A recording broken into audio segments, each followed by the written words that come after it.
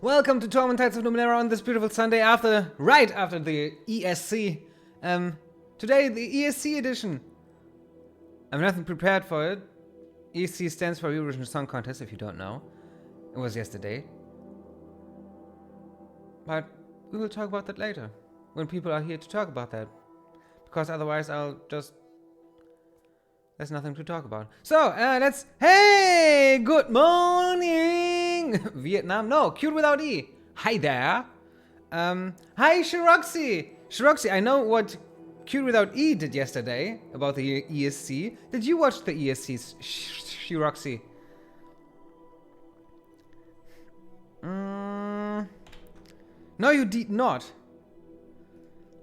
Because I don't care at all. I understand that. I didn't for a long time either.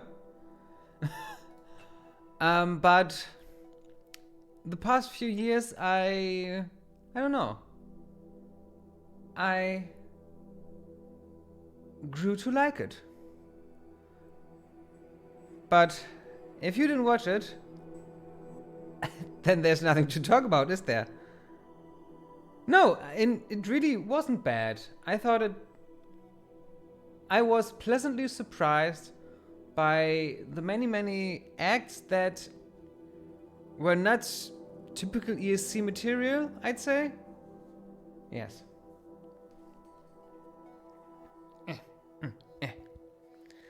But otherwise, Shiroxy, are you fine? Are you okay? Q without E.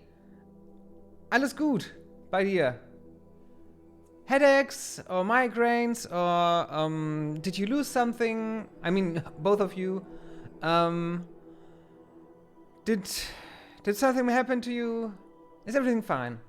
Let's load that game. You refunded Valhalla. Wow, that must be a bad game. So what Iberic said was true. Is it boring? Or eintönig halt? Ah, okay. Oh, I guess you also you bought the. Oh, the screen is all screwed up here because of. Yes, now everything's fine now because of Shantae.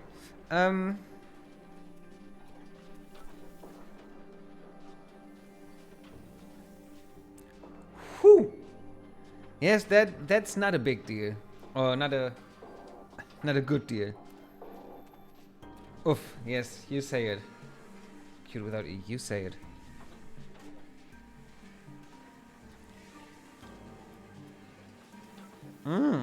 Let's hole up for a bit. Regain our strength. Was that the Gold Ultimate Everything DLC included edition? No, and it wasn't even that. Okay, then I would also say it's a lot of money, especially when you consider, Shiroxy, like you say, that you didn't have that much fun.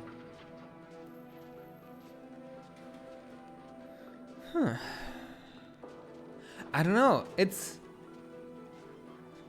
I could say it like that. Going to the movies costs a lot of money. I mean, I think you pay $15 at least for a good movie, and when you include all the snackeria and all that stuff, let's say about 20 euros. And there are games that I enjoy a lot more than going to the movies for 1.5 hours.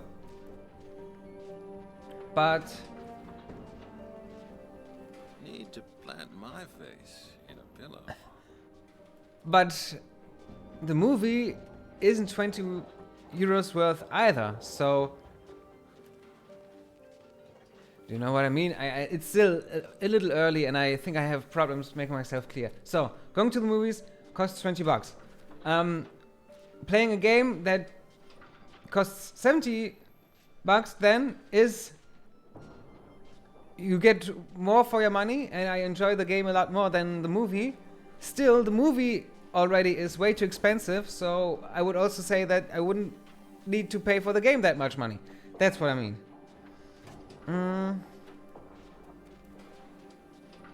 We weren't doing anything. Yes, and right? that's totally me too, Q without E. So what are we going to do today? I did name this safe game something. Orphan's No Cast Off. Okay. Ah, the cast off, yes! Last time we found out by talking to the Dendra Uhur that eat people to get their memories, that the person that lived in this building that is destroyed now was a cast off. And we know that these kids went in there to loot the house. So maybe they can tell us more about the cast off that we are looking for. And we want to know about the cast off so we can tell the Changing Guard cultists his name, so we can rest for free without paying anything. And that fills up all our pool meters here.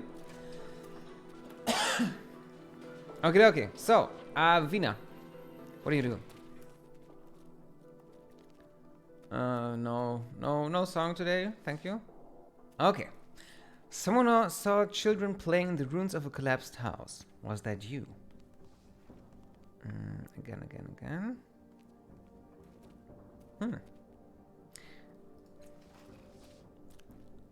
I had a feeling you were smart, not like most grown-ups. Zeb and I rummaged through the house for something to eat. You got some stale bread and dried fruit, but I've found something even better. Here, I'll show you. She pulled something out of her pocket. It looks like a metallic cube, but there's something strange about the geometry, as if you weren't quite seeing it in perspective.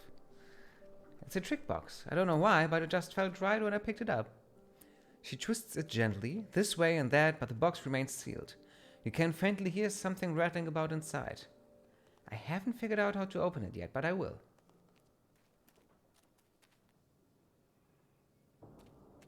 Okay.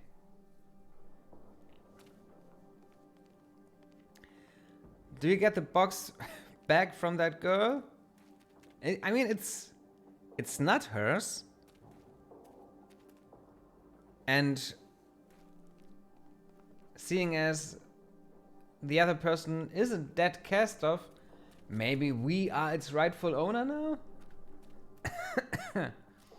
Or should we just let her play with it? On the other hand, I think this is something with which we can beam all our companions back and forth when we don't need them. I think it's that box. There is this item, but I don't know if that is the item. You sure? Sure about what that is? No.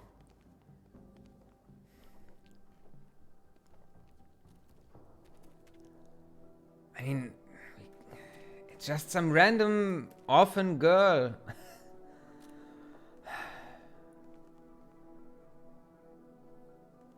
Ah. That I don't know.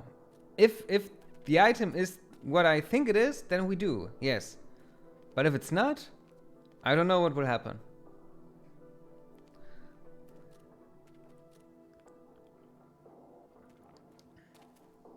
Okay, let's take that! That's not yours, I have to return it to its rightful owner.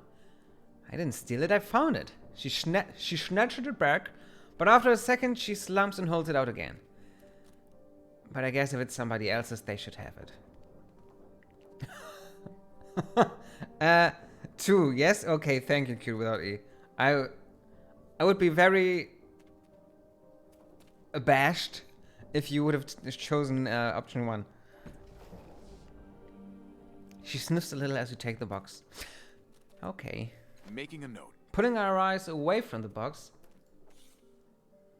This is a small metallic cube recovered from the ruins of a collapsed house on Cliff's Edge. It is etched with tiny symbols, but the means of opening the box is not obvious from a cursory visual inspection.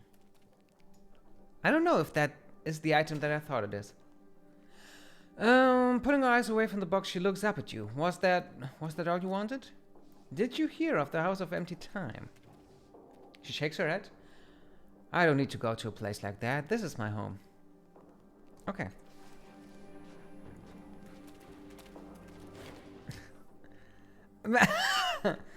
Yes. I think I would feel the same thing. If I was in your shoes, I think it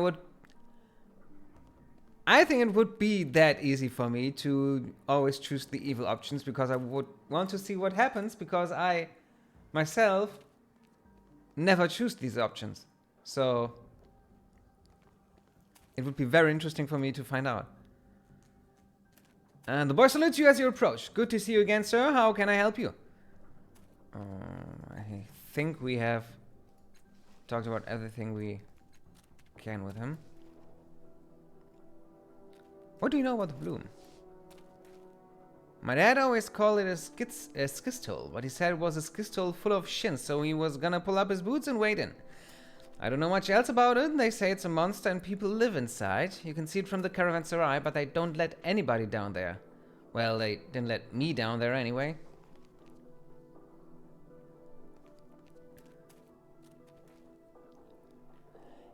Well, yes, if your father doesn't come back, there is the House of Empty Time. When at orphans? Oh, Dad works in the bloom. He's coming back. Okay. Okay. Nim! What you playing? Up, yes. Yay. Yay. Again. Farewell. Okay, they... Oh, and you! I've talked to some sticker. Maybe want to go back? Again.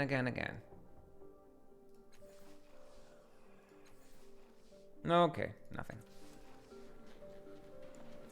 So let's look at that interdimensional puzzle box, shall we?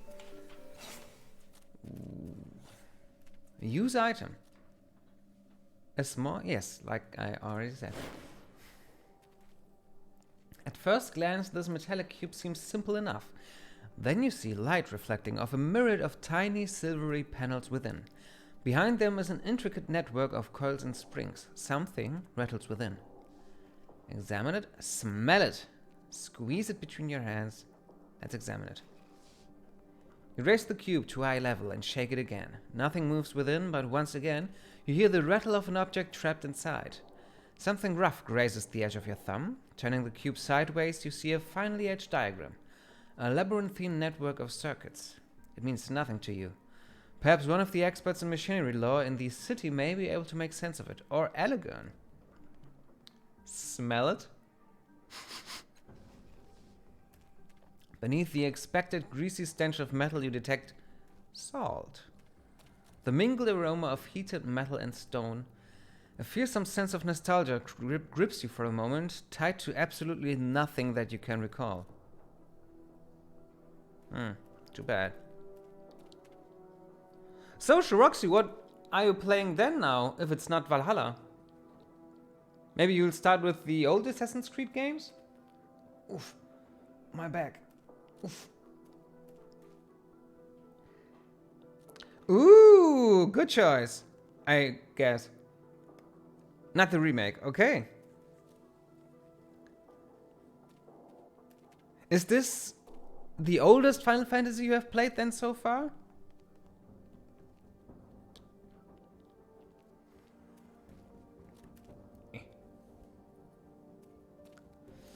Squeeze it between our hands. You press the box between your palms and it collapses with a satisfying hissing series of clicks. When you let go, it immediately springs back into seemingly rigid shape.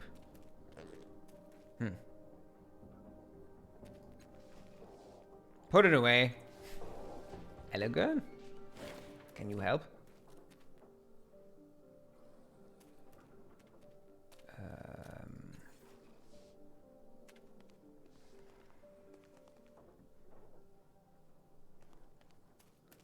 Okay. Bye-bye.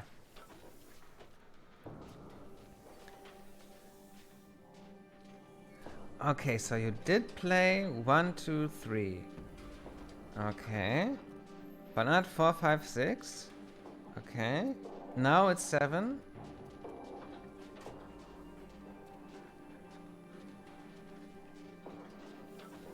13, 2, 15, 12, but not played 8. So, okay. Do you have a favorite? I guess you must have a favorite, but what is it? Happy to help. Okay, now we have that puzzle box. And I think we will tell our the sculptor about, well, the dead cast off we saw, or we now learned about. 10. 10 is that the one where you swim a lot? Final Fantasy Swim a Lot edition? Or is that 12? I think I always Why not? get confused which one is 10 and 12.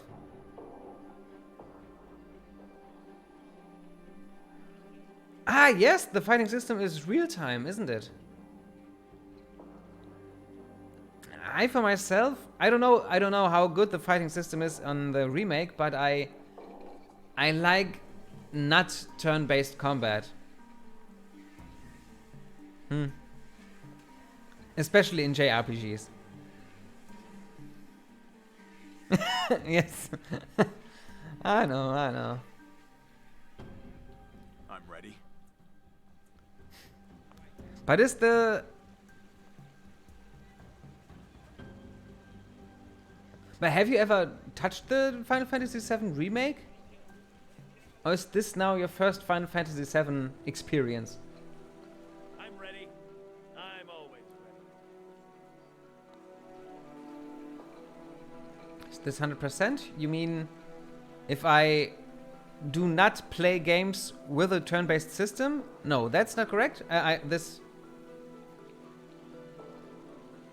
No, I like, for example, Torment of Numenera, the combat is turn-based. On Fallout 1 and 2, the combat is turn-based.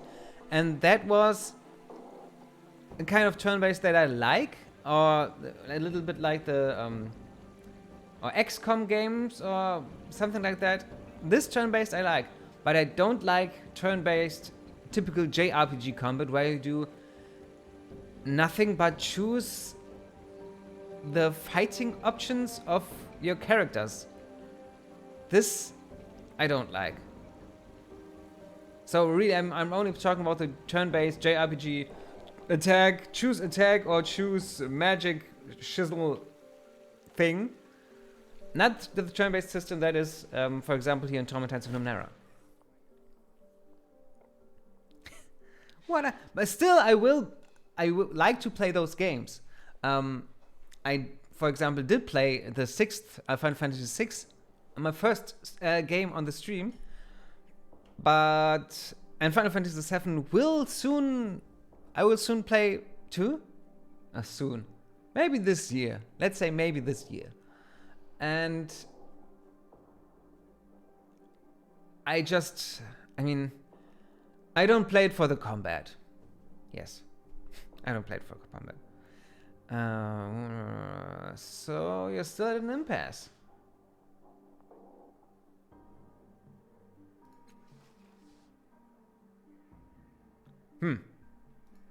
I thought we knew everything about the dude. Ah, no, now we have to talk to him. Okay, in our labyrinth.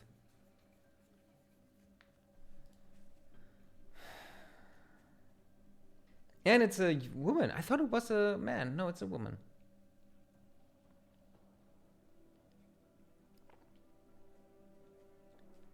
Ah. When I discovered the body of a young woman in the ruined house, a new reflection began to take shape in my mind. In order to interact with it, I needed to form a stronger connection. Avina gave me a puzzle box that may have belonged to the dead girl in the house. I may be able to use it to form a stronger connection with the half-formed reflection. But I'll need to re-enter the labyrinth and talk to her. Ah, okay. Okay. I hope so. And I also think so. But like I said, I don't... Maybe... It depends. Let me just see something. Final Fantasy 7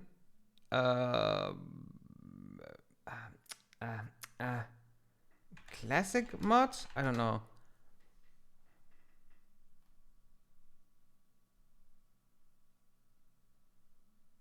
There was one Final Fantasy 7 mod that I wanted completed.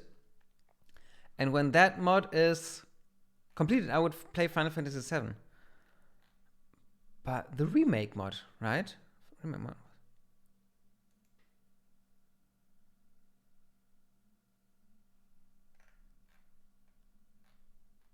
And it doesn't it doesn't have anything to do with the Final Fantasy remake, but it fixes some of the PC version's problems with Final Fantasy 7. And it's also not the remake mod, but the Remako mod. Okay. It's cancelled, and here's why. What?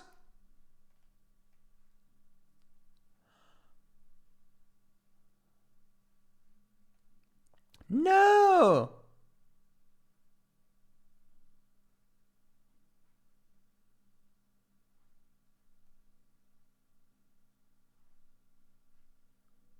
Oh, he stopped working on it. Okay, I will read that later. Now, let's play Torment of Numenera. My lovely wife, as you call her, and as I call her too, might still be in bed, but I don't know if she is. She was when I woke up and got here at half past 9. I don't know what she's doing now, but she didn't make me coffee yet, if that's what you're asking.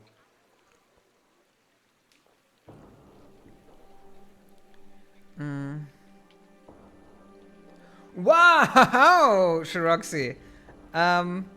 What is that game? And I don't think so.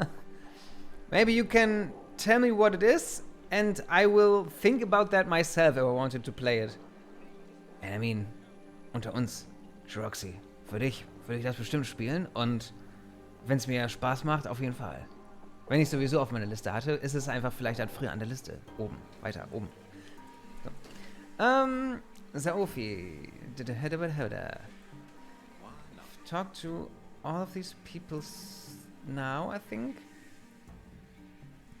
So what do we want to do? We want to travel to Caravanserai. That's what we want to do. Because there we can... The proprietor of Tranquility, the proprietor of her Hotel Tranquility's Rest, can put us into a trance, and then we can talk to the dead girl. No, she's not working today. You can rest easy. What's with you?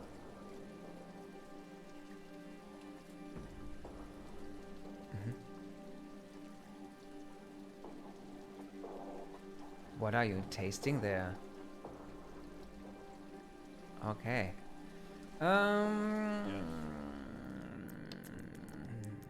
Yes, Tranquility's Rest. Okay. After that, I think it's time to visit the Fifth Eye Tavern. Also, I don't think we will ever be able to go there. Or will we?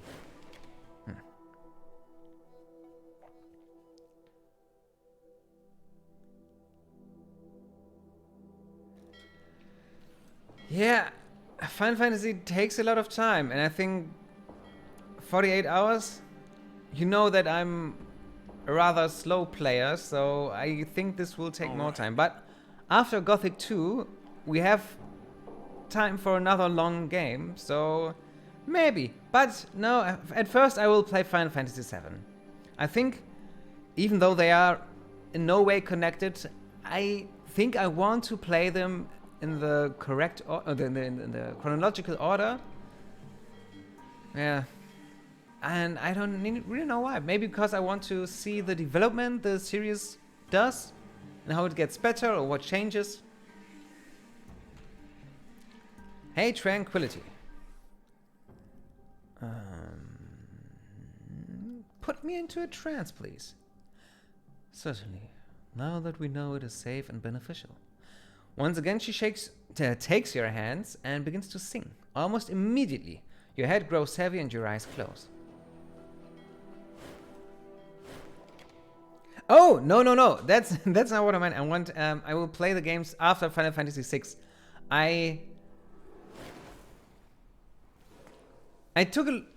I did take a good look on all the Final Fantasy VII games, on all the Final Fantasy games, and was deciding, and I did that, well, maybe a year ago, and tried to decide which one of these games I would be interested in, and which ones I would want to play. And I came to the conclusion that Final Fantasy 1, 2, 3, 4, and 5 were not for me because I play Final Fantasy only for the story, not for the gameplay, or the characters or the atmosphere. This is what I like about Final Fantasy. And the other games before Final Fantasy VI seem to not have that great a story, or if it was a good story, it still was too cliched and too similar to stories and other stories I've already seen.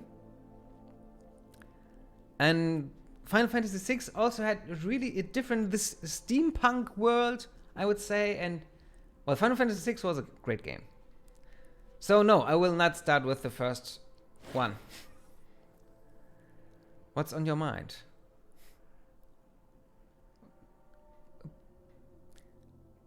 Interesting way to phrase it. When I am in my mind.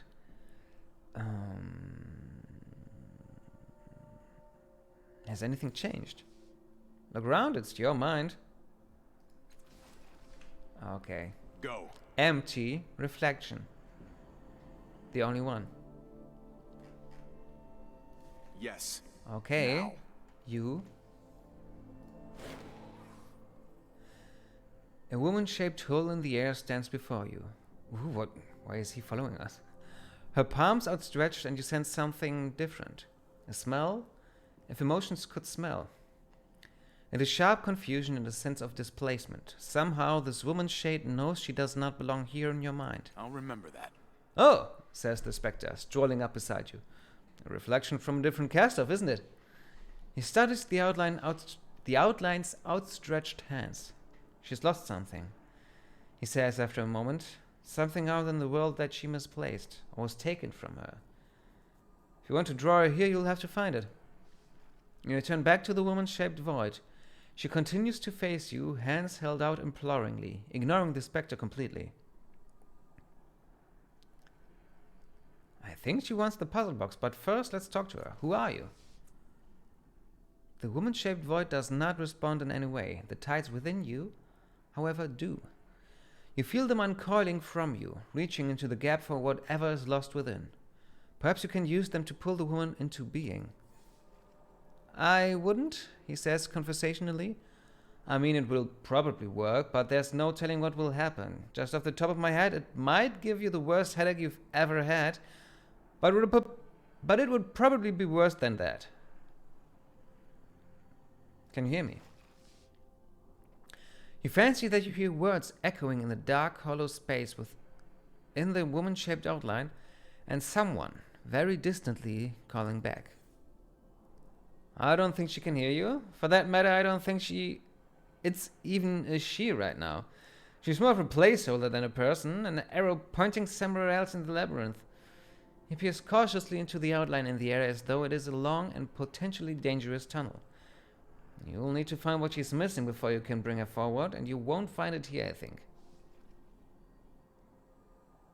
What is it that you want? For a second, another outline flickers in her outstretched hands. A box or cube-like shape. Then it's gone and it doesn't return. Hello? No response. Okay. Put the puzzle box in its palm. Remember that. You gently place the cube in the shadowy figure's hands. They close over it and... A young... Oh, I didn't see that. A young woman, the one you found dead in the ruins of the house, plunges toward you out of the darkness, filling the outline until the outline is her. She nearly stumbles into you before she stops herself, blinking hard. Ouch, she says. You notice that the box you gave her is now as ghostly as she is. I lost the box. Uh-huh. Well done, the Spectre says, turning away from the stunned woman. I'll give you two some room to talk. You turn to the young woman again. Ooh. You look familiar. What is your name? Seria. You remember me? You found me beneath the chunks of my adopted father's house with my guts smashed to paste. Who was your adoptive father? Osceolo. He was one of you, she says carelessly. A castiff, I mean. A frown creases her forehead. Poor old man. He never wanted to be special. He found me, fed me, talked to me when I was, troubled. But when the house fell on me, I guess he couldn't stand it. And he went looking for a way to die. Updated my journal. Oh. So he confronted the sorrow on his own terms. She falls silent, but you don't need to be told what happened next. You've seen the statue, after all. It was grief that drove Osceolo to seek death in the sorrow's arms. Seria watches you, eyes shining with some inner light.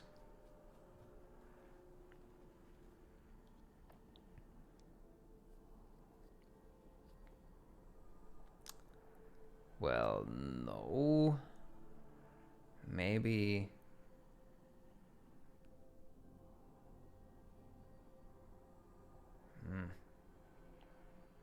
Okay. If you say so, I'm sorry this happened to you. Don't be. He tried to help me, but my life wasn't so wonderful. I was always confused. She sweeps the hair from her eyes. I had a voice in my mind, a woman telling me I was supposed to be her. Osceolo tried so hard to make me feel better, to talk to me when it was really bad. She smiled sadly. But I think he knew it couldn't last, she says, her smile fading. I've got a Sean Connery thing today in my teeth. He was afraid, but not for himself. He knew I was going to die. One time, he said, he'd seen me die too many times, then shut himself up. She claps her hand to her mouth, lowers it, like that. She shrugs. But he wasn't wrong, was he? Even if he was a little crazy to begin with.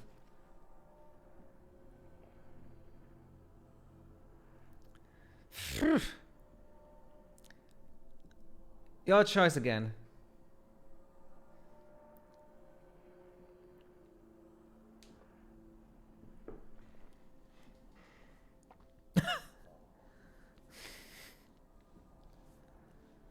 Holy shit, hard choice or holy shit choices? You wasn't wrong, but you're here now. She nods moodily. Sort of. I'm not really me, though.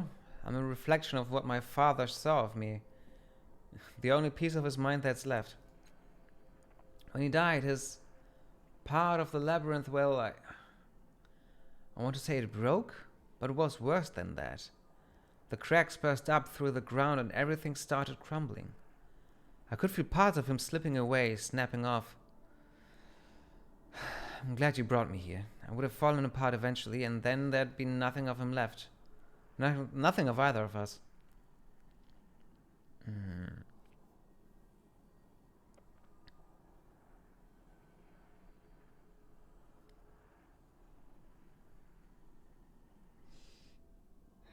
Do you know anything else about Osceolo? Okay. I shouldn't I? I was part of his mind after all.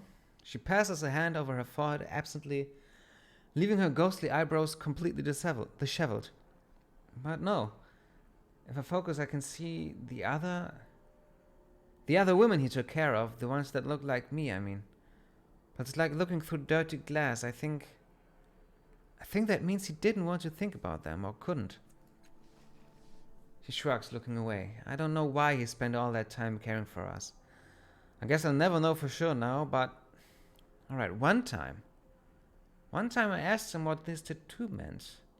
Atonement, he said. But not, dramatically. He said it like he was saying his name, like... She pauses, rubbing her forehead again. Like it was everything he was. Like if he couldn't atone for, whatever it is, there was no reason to exist anymore.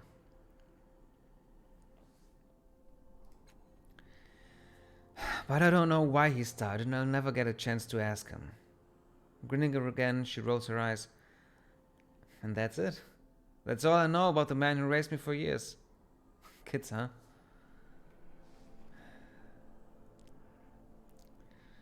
The sorrow killed your father. No, she says, staring at the air, thinking. He didn't abuse his power, like some of you do. Didn't pull against the tides or use them as weapons. He never wanted to be noticed, not to be found. Didn't matter, did it? What does that puzzle box mean to you? My father gave it to me. She beams down at the ghostly version of the box in her hands. He said it was a very old puzzle, and that solving it would help me. I never did, but fumbling with it made me feel better. I always had the feeling that the pictures on it might mean something, but that was as far as I got. What are you again? A reflection from Osceola's mind, the only one that's left. Okay, farewell. I'll be here, in your head. And she is. You abruptly feel her presence inside your mind as if she's always been there, a new weight behind your temples. Something has happened on an instinctual level. You've established a bond with this reflection. Some of her gifts are yours, and you feel stronger for it. However, this link fully occupies a corner of your mind. You may be able to forge connections with more than one reflection in the labyrinth, but not many. Regain Seria's peace. What does that mean? Seria's peace. +1 to everything. Her calming music fills us, strengthening us in every way. Okay, thank you, Seria. Yes. Yes. Well, Spectre, did you see that girl over there? Okay, what should I do now? Find Makina. Yes. Okay, Seria, good luck in my mind. I hope you have a pleasant stay. Let's get out of here. Nice! Isn't it? I can breathe again. Oh, yes you can.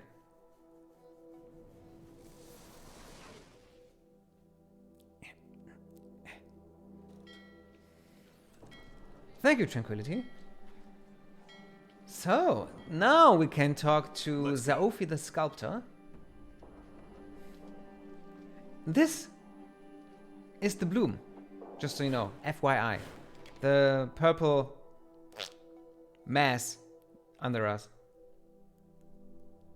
Maybe someday we will get there. Wrong way? No, only way.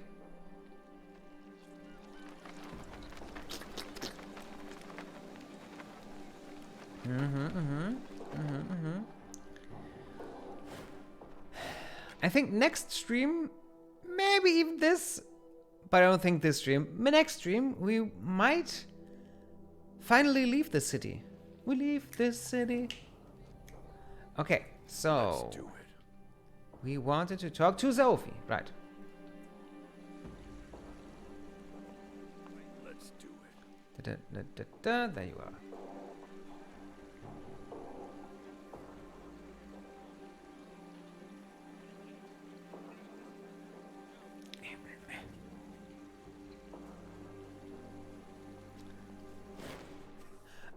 Q without E, how is your, mutant year 0? Is it? Or is it only mutant? Your mutant RPG sessions and preparations and everything about that. How is that going along? Sophie's red rimmed eyes narrow as you approach. You've learned something of my subject. Why did he go willingly into his murderer's arms? Tell me. Leave nothing out.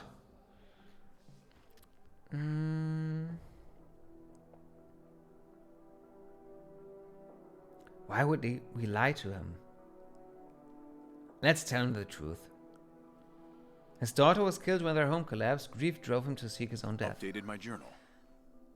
Grief! Sophie shouts, lunging at his nearest sculpture. He was ruled by sorrow and the creature killed him. Did he call to her? Was it anger? No. Resignation? Madness! Carving, scraping, shouting and muttering, Sophie has clearly forgotten you are here. Except for one detail, his hand gropes clumsily in his pocket, retrieves a pouch, and thrusts it at you. The spirit shroud. Ooh. When we get damaged by anything but physical stuff, we get the spirit shroud. Active for 1 round. The garment has no defined edges, like a wrapping cover, but someone fitted onto it a dozen crude metal-hooking fasteners. When properly draped over one's outer clothing, the fasteners provide a weather-tight overlap.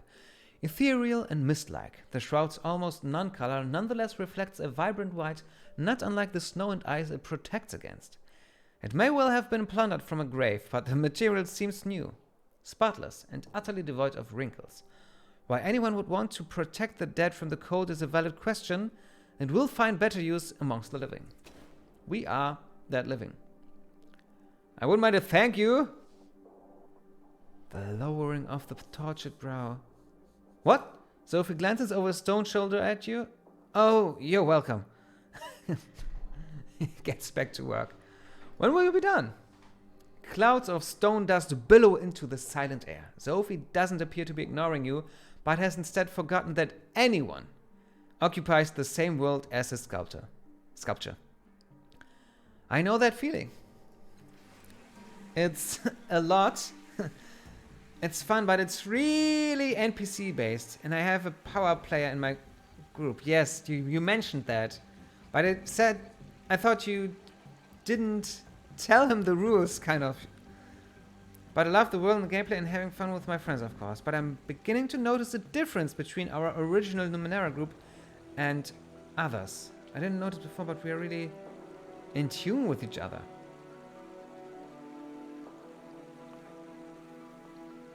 I know what you mean. So, you mean the Hogwarts group, the Numenera group, and your mutant group, I call them.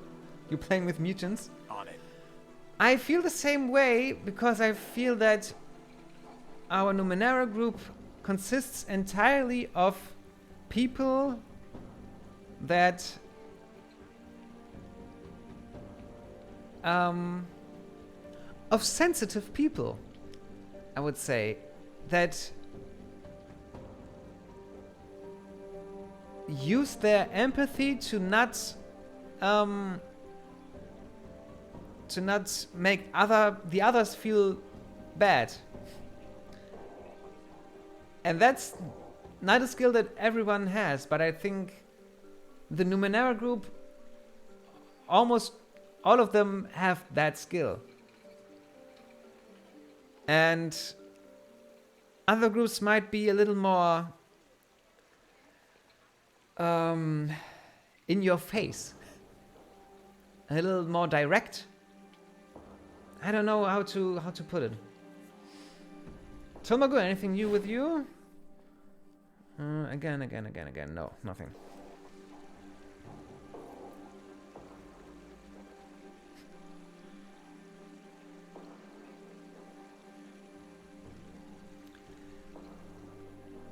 I mean, that, of course, yes, that also has to do with it, hasn't it? That we know We know to what to, we are comfortable around each other playing an RPG, and that always takes some time. But I thought that, for example, with your mutant group, you have also played many sessions before, I thought.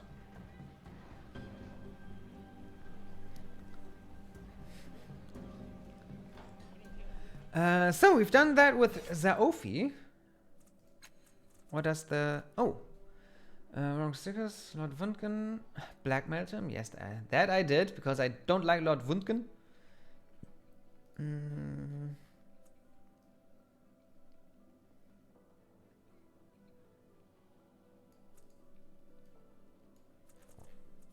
The Sorrow's Prey. This is the quest we just completed.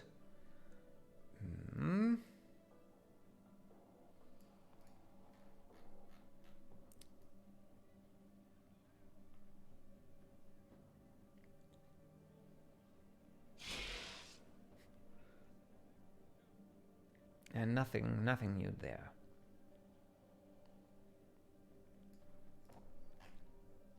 Anything there?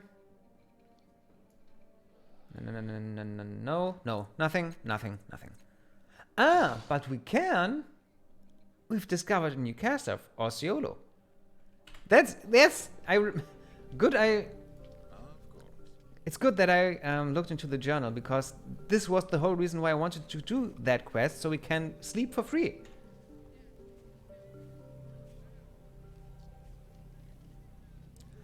Ah, I thought that one of them was GM for you. Isn't Malu? Not Lula? Malu? Isn't she a GM? Or was it only one session that she did that?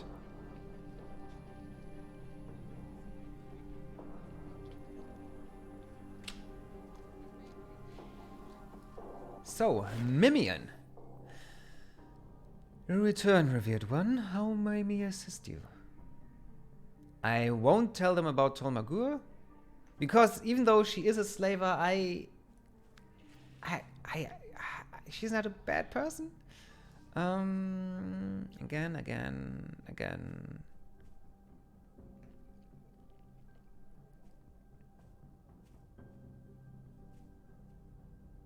So you had 5 sessions with her as GM. And what did you play? I know Orsiolo. I'll remember that. He was here among us this whole time? And now he's dead? I think of the stories he could have told, the people he must have met, the influence he had. If only I had been more diligent, I might have found him. It is no shame not to find someone who does not want to be found, Cass. His fingers create a pyramid, light dancing within. I mourn his lost knowledge, his lost potential. He must have come to believe that our holy trust was not for him, and so he absented himself from the company of his brethren. A loss for all. He bows his head.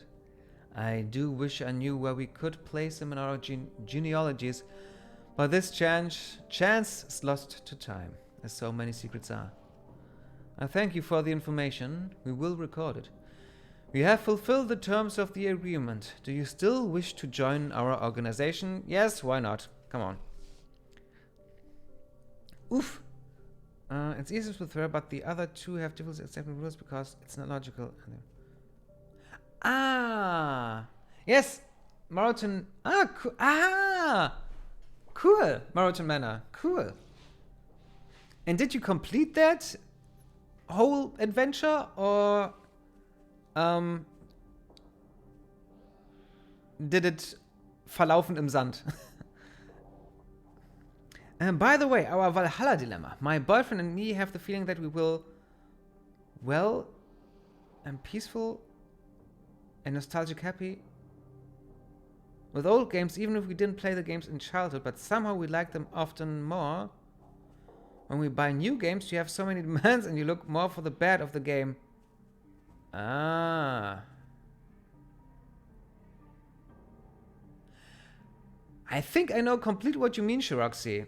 You mean that if the game is Assassin's Creed Valhalla from 2019, you think they must have learned by now that this is boring, this isn't fun, this is not how a game is supposed to work.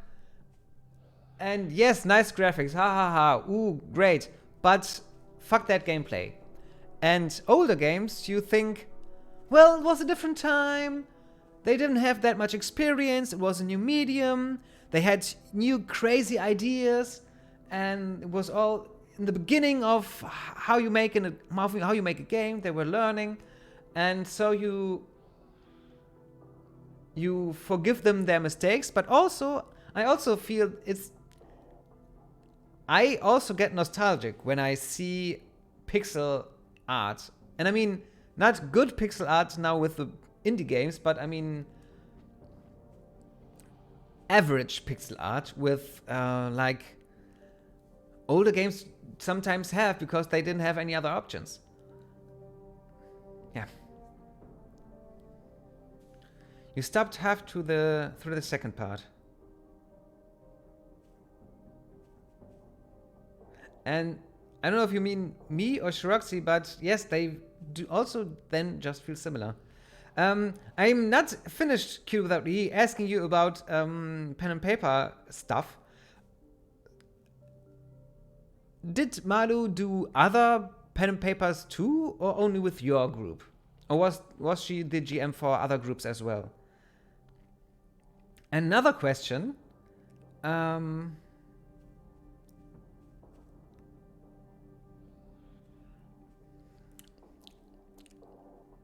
the other question is this. I also feel that both. Is your answer to what question? What did I just ask? I asked if she was a GM for other games. And you said both. Okay. So, first, was she a GM for other groups as well? And the second thing I wanted to say is just that I also feel that now in our Numenera group, we almost every one of us has also been GMing a game now. And I think with that comes you learn so much by even only once trying to be a GM, and how you should act as a player in other games then, because you know how hard it can be for a GM, or what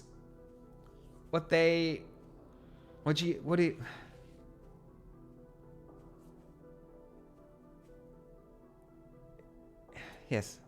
I just mean that if you are one time in the shoes of the GM, you much more respect what the GM tries to do for you, and you can act accordingly.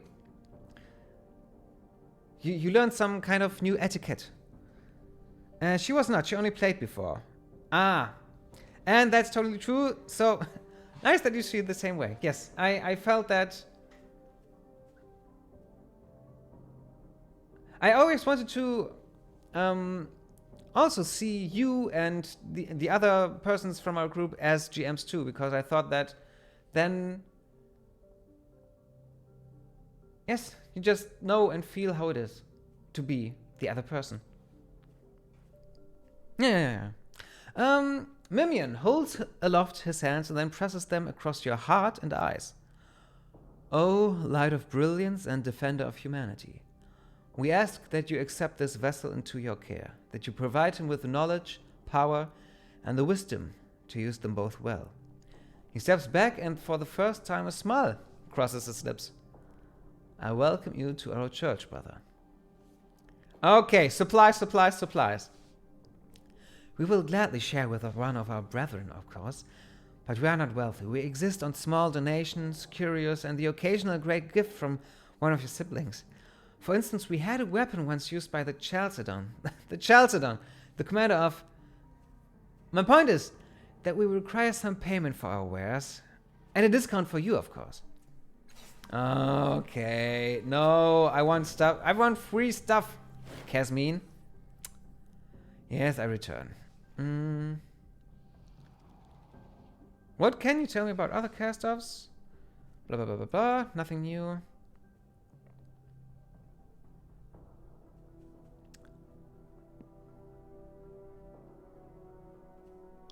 I think we heard this before as well.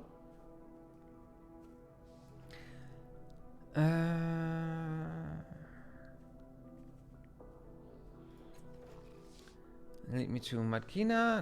Nice. So now, let's just sleep here.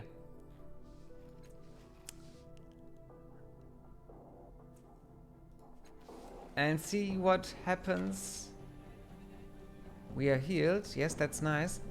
But All right. in the underbelly, stuff could happen. No, Walter! Halloin, halloin! 6,000 Flemschen? Good morning, everyone. What kind of emoji is that? Does it do this?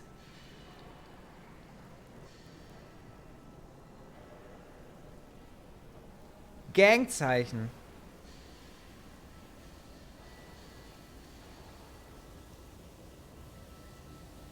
Okay, Walter from the Rapport gang.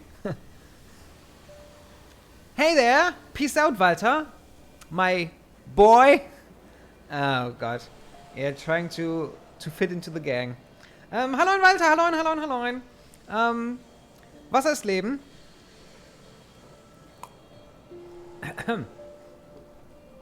And 6,000 Flämmchen. How do you intend to use them? Maybe I should make some stuff a little more expensive here?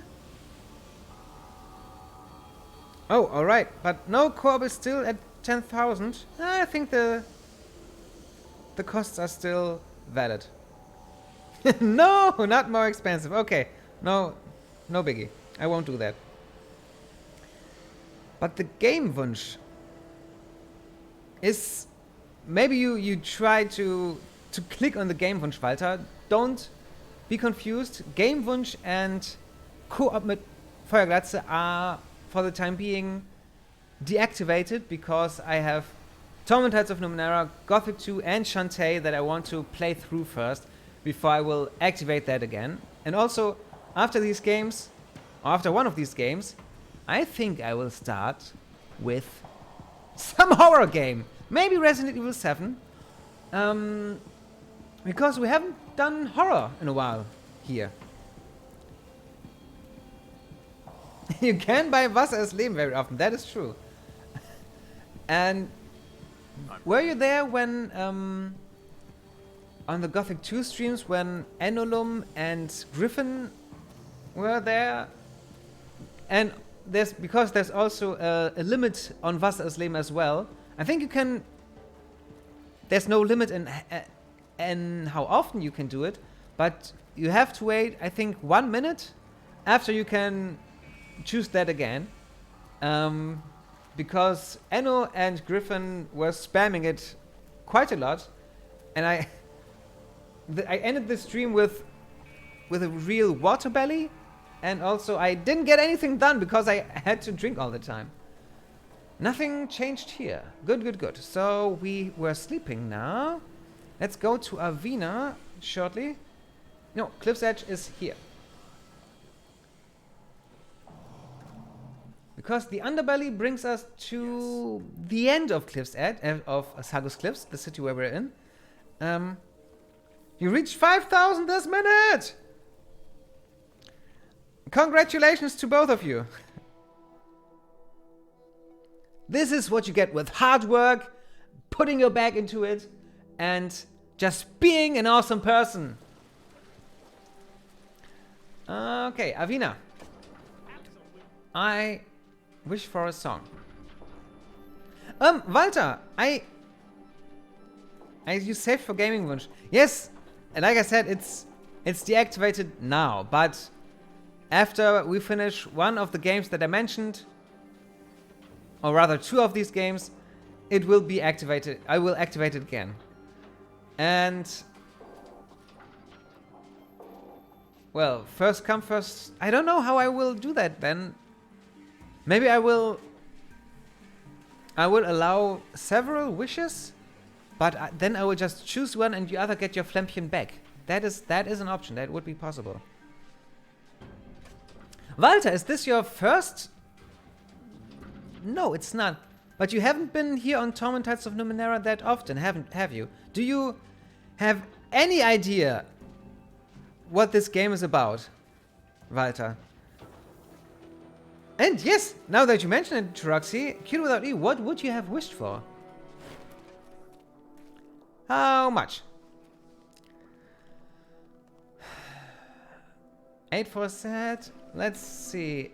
8 for a sad song, 12 for a happy song. What does the sad song do?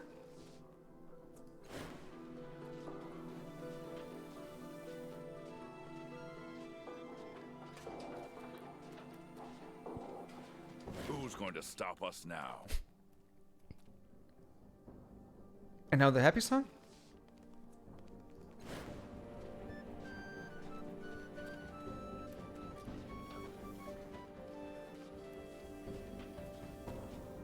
Who's going to stop us now? Okay, now we have Ditty and Dirge, only one of them. Only one of them. 5 evasion, 5 on speed tasks. Let's reload and see what the other one did. Ooh.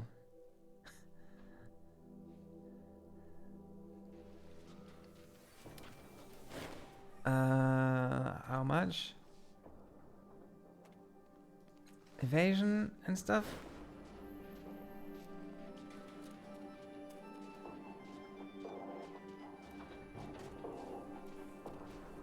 Who's going to stop us now?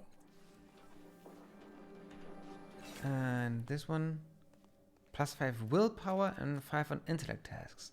I like that one better. Okay, so we will step into the Fifth Eye Tavern, but before we do that, don't starve. Good option, or good.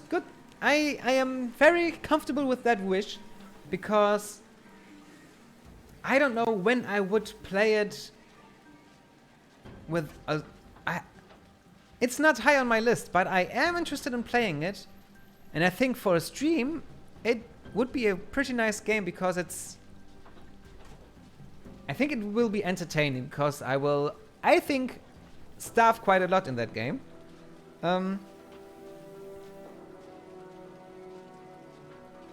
And you only know a few games, Walter. Do you mean that you don't play that many games? Or do you kind of play only Minecraft? Or what do you mean with you only know a few games? So you would say that you're not an lead, super professional nerd, gaming nerd.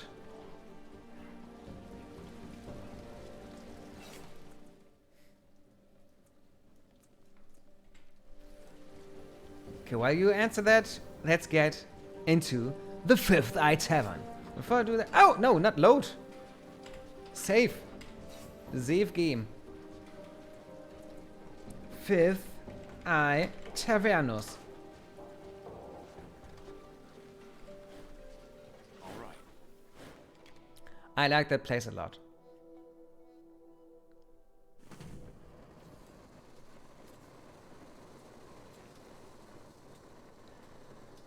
Hello, hello, hello.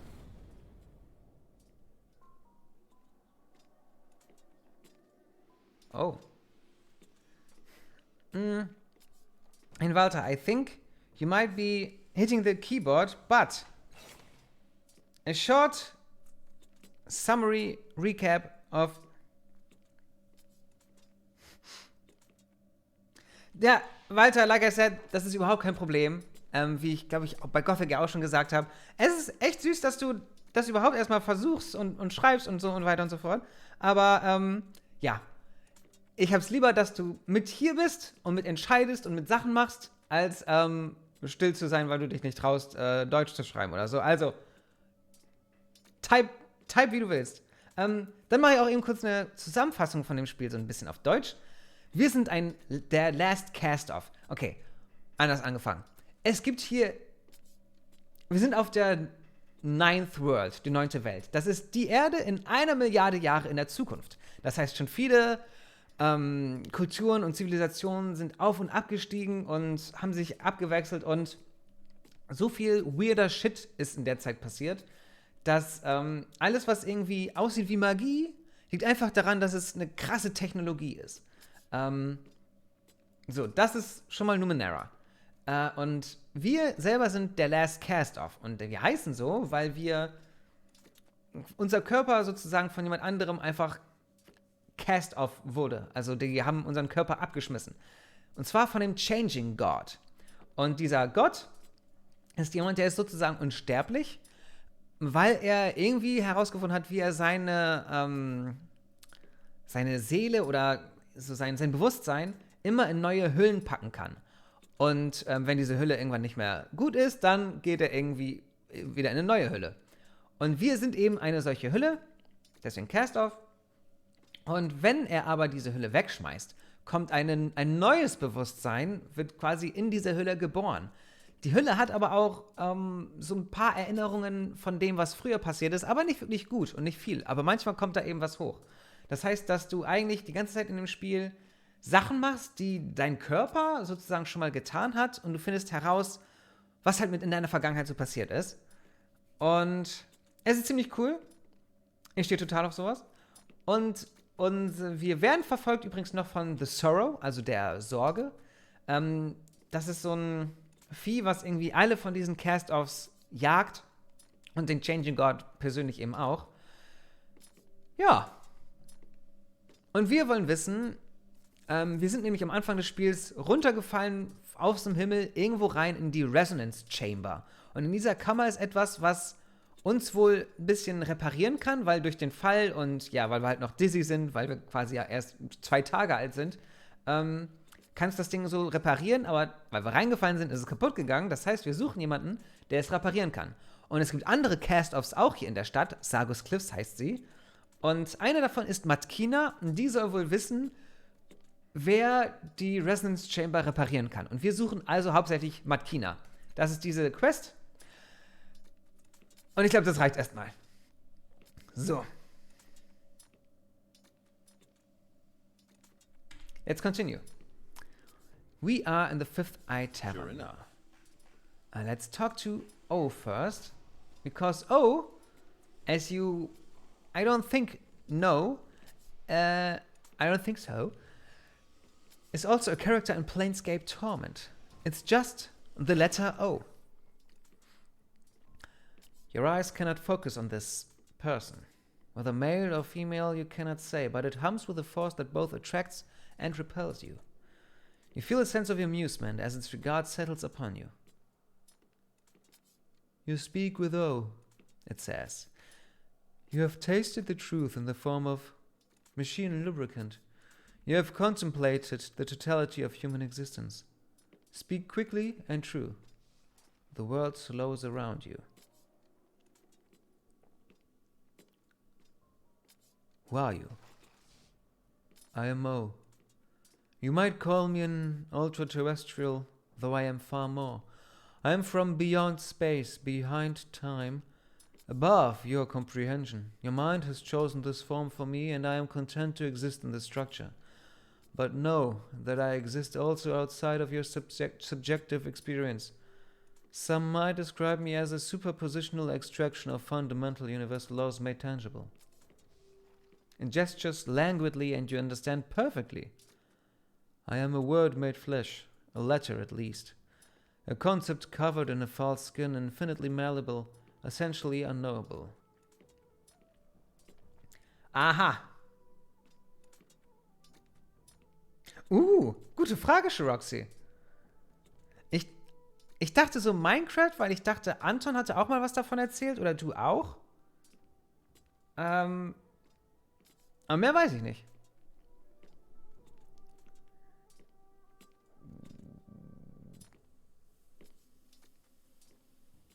Where did you come from? You will not understand. Let me show you. Its eyes widen, expanding to fill the room. Your vision, your consciousness, and you tumble into a starry immensity. Swirls of nebulae twist and knot, and in the hearts of these stellar clusters roar hungry vortices. You tumble helplessly into a myriad of them at once, torn apart and reformed in an instant, of a being of pure light and will. You find yourself standing in the Fifth Eye again.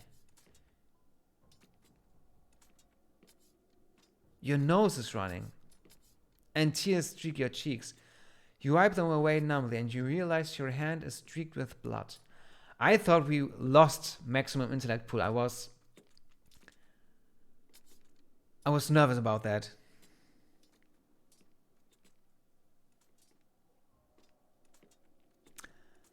House Flipper, Shiroxy, didn't you go on about House Flipper all so often?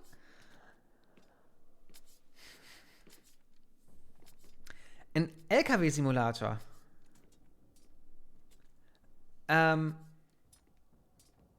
LKW-Simulator oder Euro-Truck-Simulator? Der ist doch auch auf Twitch und ich fand auch, das sah mal echt interessant aus, einfach mit dem Truck durch Europa zu fahren. Auch auf Twitch, so viel wird das, glaube ich, gestreamt. Alle spielen Hausflipper, nur ich nicht. Also doch Eurotruck. Okay. Ja. This is Euro Truck Simulator is one of the very, very few simulators that I am interested in playing because I've heard only good things about it. It seems very relaxing, and Euro Truck Simulator and Silent Hunter, submarine, a U-boat simulator, U-boat simulator. Those are the two simulators that I think I want to get into someday. Ach, hast du nicht?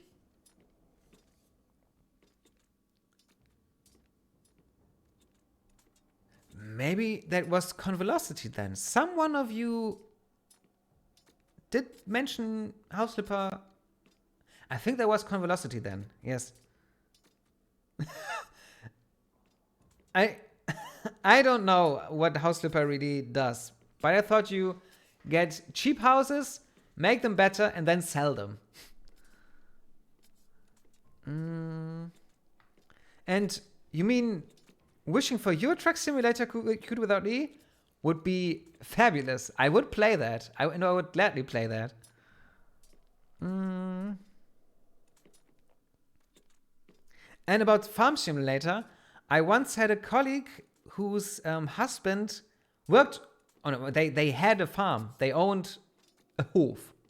And after her husband was finished with his work at that day, to relax, he sat in front of his own computer and played Farm Simulator. So he was really working farm stuff, and then in his free time he was working farm stuff on a PC. And that always seemed kind of funny to me.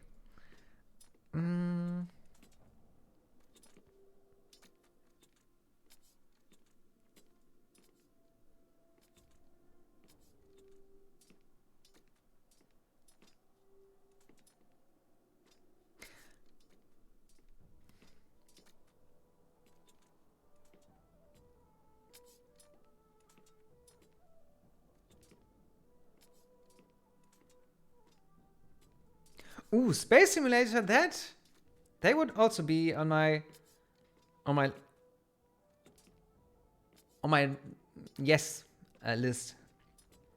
And yes, I'm also not that much into simulators, but sometimes, especially streaming, because when I play a simulator, I always have the feeling that I am wasting my time because I don't learn, because there mostly is no story. And if there's no story, I have the feeling I'm wasting my time. But when I play a simulator for fun on a stream, I don't waste my time because I stream it. And that's also a very good thing about streaming games, is I have the feeling that no matter what I'm playing, I'm doing something worthwhile with my time. Especially if you're here. You, all the people, you that are typing in the chat, because then it's just, at least it's social.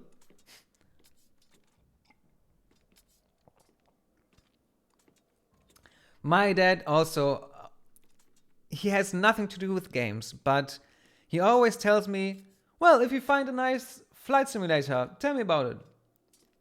And I told him about it and he still doesn't play it, but that's pretty much the only thing that he would like to.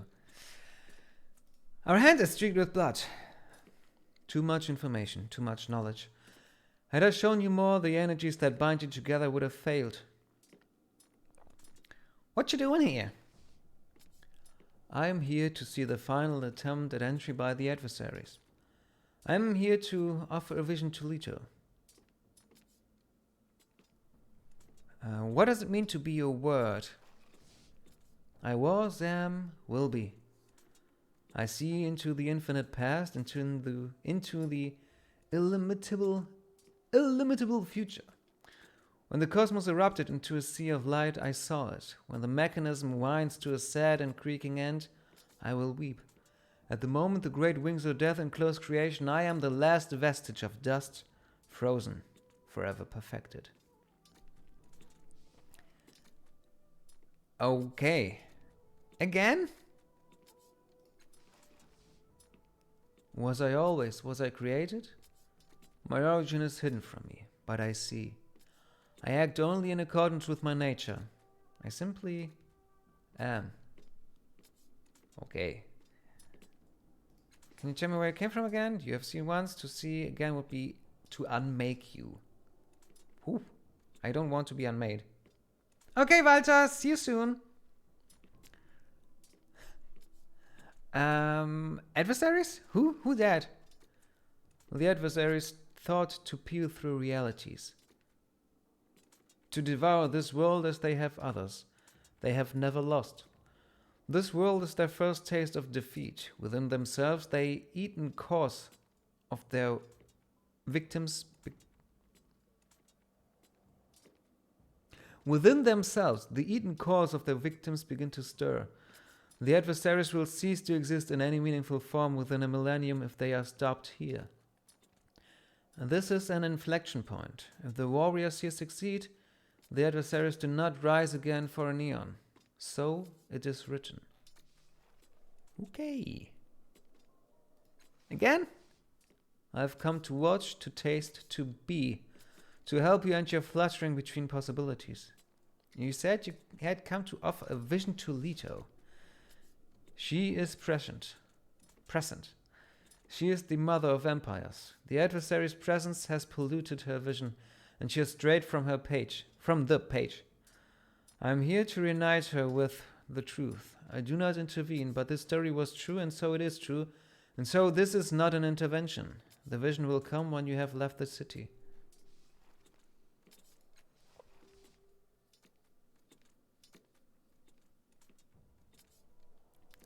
This is... You will have no further part in her story. It's not something you hear in RPG that often. I'm playing the first DQ game. The third time. DQ. Dragon's Quest. And the third time now. Sometimes I just need to play the first of those epic RPG series like DQ and ever. Maybe I'll play ever soon.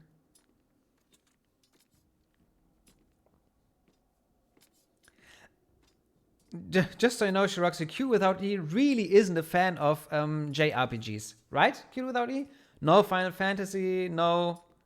Well, anything like that. That's, I guess, why she hasn't heard of it. And you said, I just need to play the first of those epic RPG series.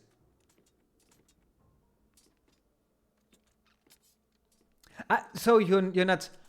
I at first thought that you played it the third time trying to complete it. But you are going to complete Dragon Quest I the third time now. Wow. No, you won't. Also, Q without E said that she doesn't like to play them, but I think she was interested in maybe seeing Final Fantasy on a stream much more than playing it herself. Yes, I think he would. Okay, good. Then I have remembered that correctly. And now I feel that we also always we've talked so often now. We have been talking so often now about wishing new games that I am very excited what happens when I activate the game wish button again. Okay. But now she will see clearly. Again. Tell me about Leto's vision again. No, farewell. Oh. A moment. None here will know of our conversation. None will know its nature. None see me, nor will they recognize any sign of me. Even in this remarkable place they cannot know. But I give you a gift. Cast off in God and man. For yours is a true story. It is welcomed into the world. It was born from desire and will end in... But no, I do not tell your fortune. Light envelops you, and when you open your eyes, O is gone. Oh, we have gained 4 healthful maximum now. Thank you. Continue. Live. Breathe. Oh, it's always interesting. Ghostly woman. Almas the Soul Keeper. Isk. Feriok. Leto. There she is. Sir Arthour. Oh, let's, well... Of course. Let's talk to them in circles. Oh, and... let's make... Let's do a nice thumbnail now. At last.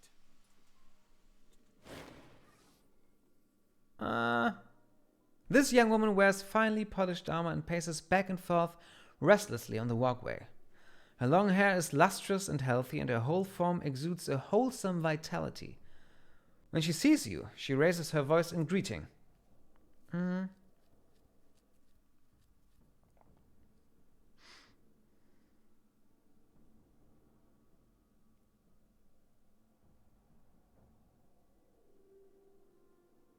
Yes, Dragon's Quest is like Final Fantasy.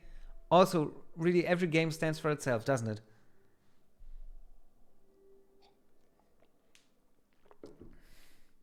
This young woman wears... I have just read that out loud already. Welcome, friend, to the Fifth Eye. She strides closer to speak more softly. You come at an exciting time. I've been trying to convince some veteran warriors of their eminent suitability to join the endless battle. So far they have rebuffed me, but perhaps you can succeed where I have failed.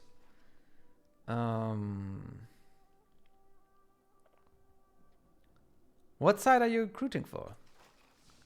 The Changing Guards. He has always been the patron of Sagas Cliffs. Perhaps we would not exist if not for his lives and his cast-offs. Certainly we would not be as we are. But that is not the only reason. The Changing Guards forces have allied with the towns and villages of the Verkshulian Waste. We seek to prevent the endless battle from expanding beyond its borders, growing in size once again. The enemy has attempted to sweep across the plain before. They tricked the Changing Guards' allies centuries ago, destroyed an army of Sand Knights, and took half the settlements in the Waste. We won't let him do it again. Who is the enemy you're fighting? The armies of the first cast-off. They have never been friends to the people of Sagas Cliffs. First cast-off is long dead, but still her forces hold a grudge against her sire and his patron city. This city. Tell me about yourself. I am Clarion. I seek strong warriors, brave souls, to fight in the endless battle, to hold back the advance of the enemy. Again? What side?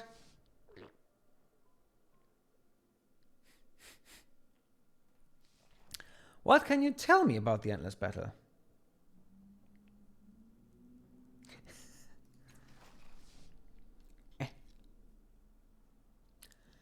Much as it sounds. It stemmed from a rift between the Changing Guard and one of his offspring and has endured for hundreds of years.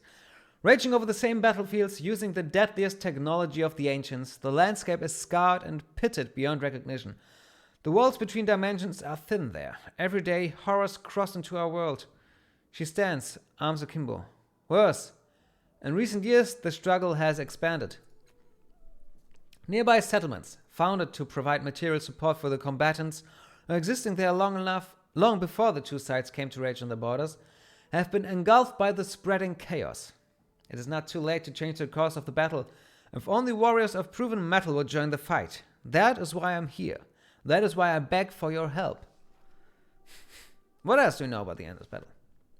It's not truly endless, of course, but it has raged for hundreds of years. Imagine the wonders you see around you, the discarded pieces of the ancients' lives. Now imagine all their power bent toward destruction. Imagine what that would do to the land. It is a force, a disaster that creates heroes. Again?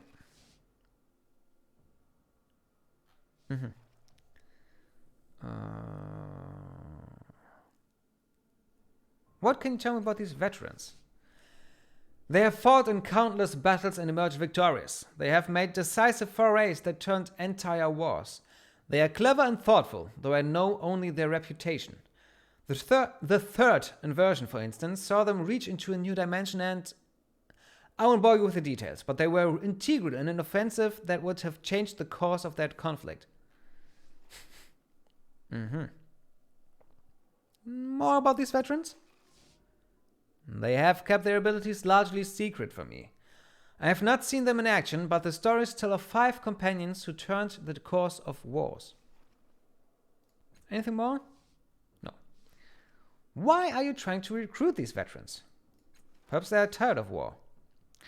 Conflict shapes us all. It sharpens us, makes us stronger than we were ever before, than we ever thought we could be. If you hide from it, you'll never know what you might have become. Or worse, you'll be easy prey for those who are stronger or crueler than you. She clutches your shoulders. These veterans have grown tired and complacent. I want to help them recapture what they lost. No, I want to make them even greater than they ever were.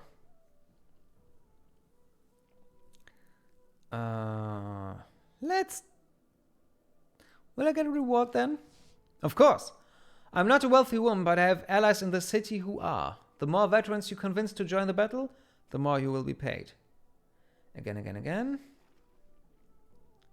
Let's talk about the merits of... Later. We'll talk about the merits of conflict later. First, like I said, I wanted to make a cool thumbnail here. Maybe by talking to Feriok. Let's go.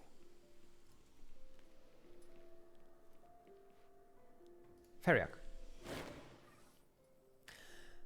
The bartender is a tall, powerfully built man with nut-brown skin and a bushy beard. He radiates strength and confidence. He moves with speed when necessary and remains almost motionless the rest of the time, like a predator waiting to leap.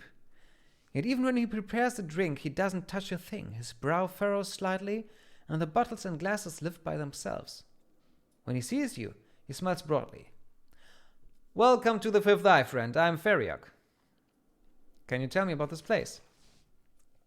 The Fifth Eye is a bar for psychics. At least it is now. In the prior worlds, near as we can tell, it was an old pumping station. All these pipes lead down to some reservoirs deep beneath the city, and they pump whatever is in the reservoirs up here. Anyway, some damn fools started drinking from the pipes, and some other fools started in too. Some of them died, but some got drunk as hell. After a few whiles, wake it up for you, they got pretty good at figuring out which were safe and which weren't, and that's when they figured they'd start making money off the place. Reason psychics flock here is because the building dampens out the psychic noise of the city. The drinks help too. Feriok means to say that he is only involved in the delivery of these drinks rather than their creation. Given his skills, this is only right and proper. He throws a hand across his forehead. I have been maligned by this desert-dwelling interloper. Okay. Again about this place.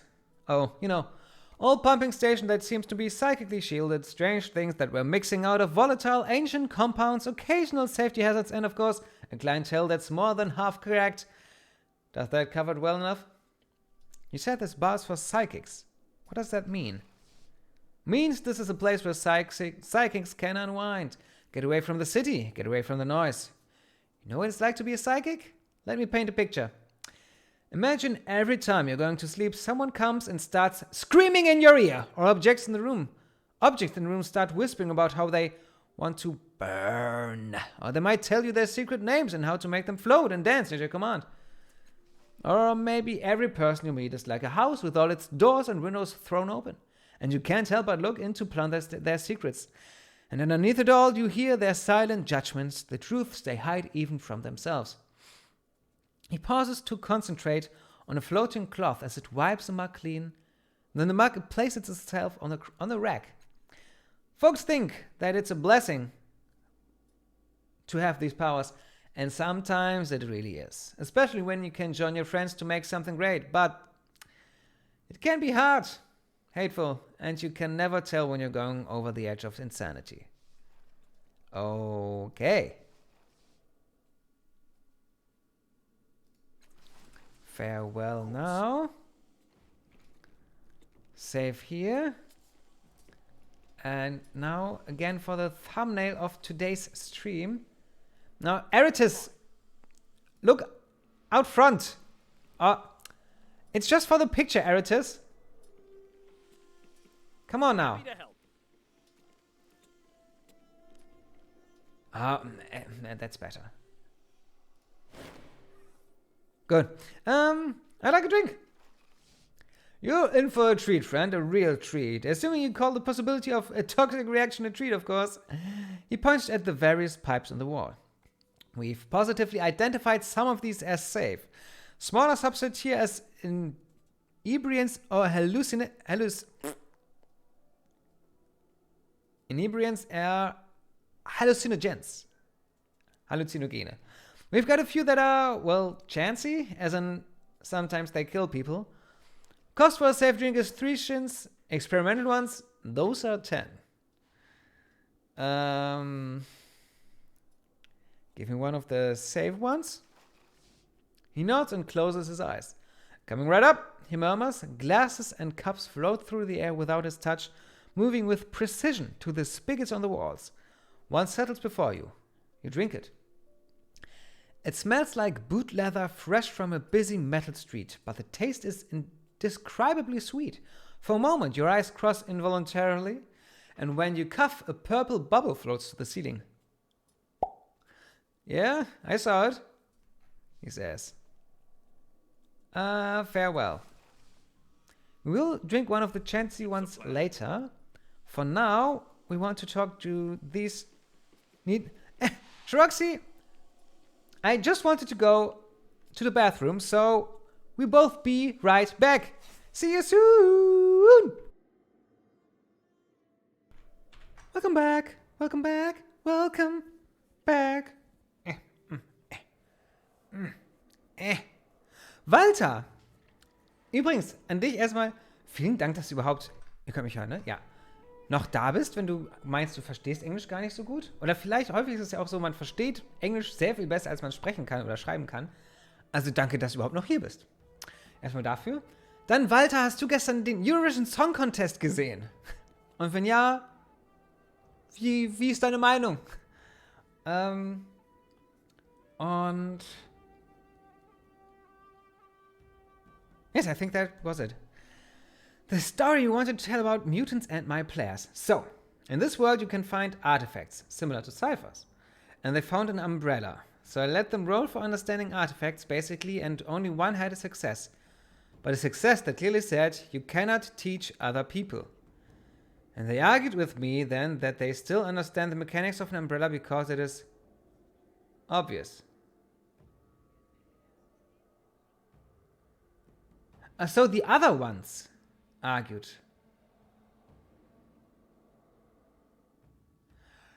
Hey, Shiroxy. I it's always astounding that I see more and more similarities between you and me. I know what you mean. Sounds like the perfect breakfast. And also cute without... no, cutie cat. Really, you two are way too cute to handle it. She's awake now and she's making coffee. So I have something to look forward to. Coffee time. But, yes, I mean... that... Q without E, it's always... I think as a GM, you have to be open to every suggestion that your players make. But on the other hand, sometimes when you argue once or twice, or you have 2-3 sentences, you throw at each other back and forth, then sometimes at some point there comes the point where you just have to say, you can't do that, let's go on. Ich grüße Sie, Erfindo. Greetings to back. So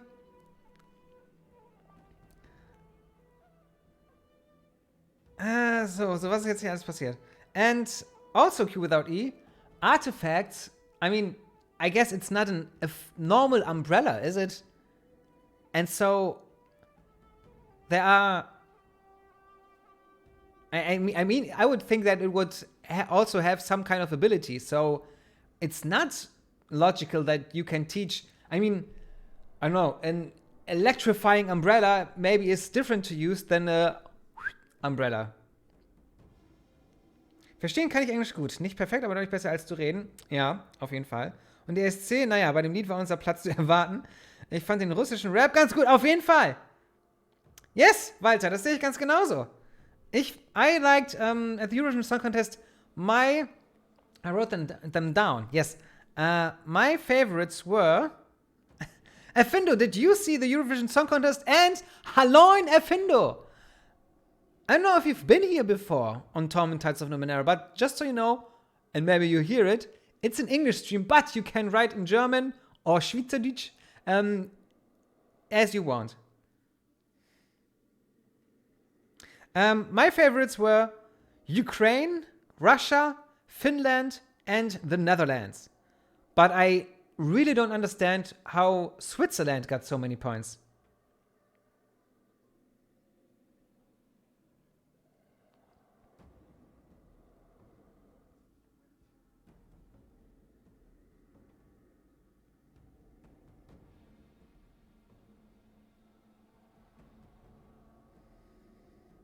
Ich merke gerade, ich schreibe live eine WhatsApp-Nachricht, also ist das nicht Streaming Now 101, don't do that?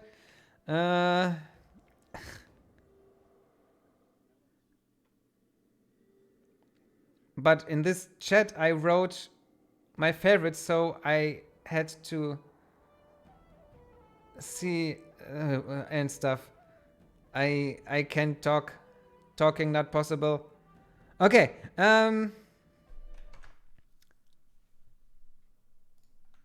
what do I know? Hey, Finn. No, everything.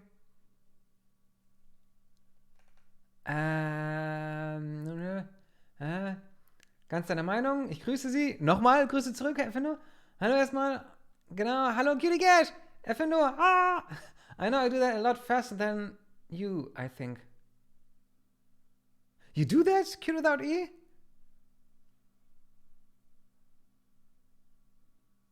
I don't know if you do.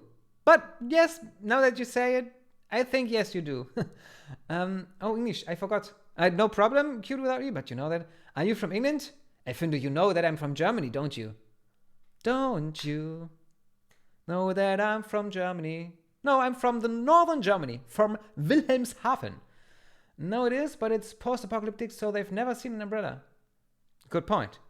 I'm confused now. No, but the stream is in English. I didn't watch it. Switzerland deserved to... yes!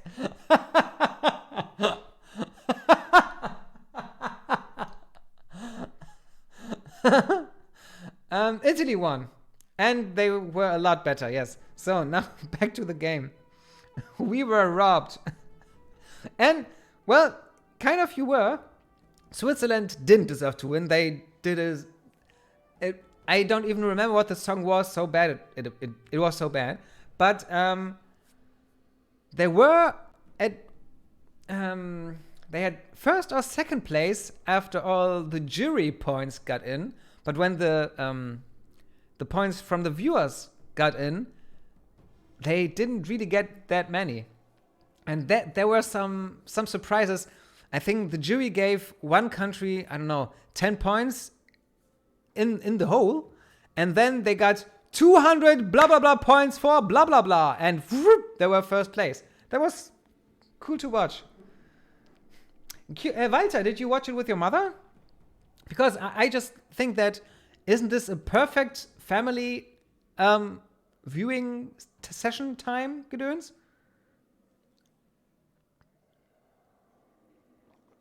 Boring. Sorry, Effindo. We were robbed. Okay, Isk. Absolutely. About Isk. What you doing here? Okay. Maybe next time, we make a watch party here on Twitch. And all watch the ESC together. Maybe we do. Maybe we'll do that. I don't know. That would be fun, I think. Maybe we will. Okay. Back. No. 3 points for Germany. 0 for Great Britain. The UK.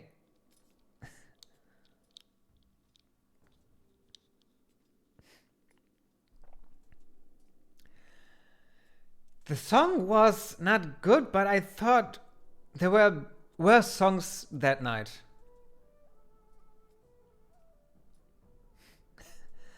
Yes, somehow after Like a Satellite, nothing was ever as good. Really.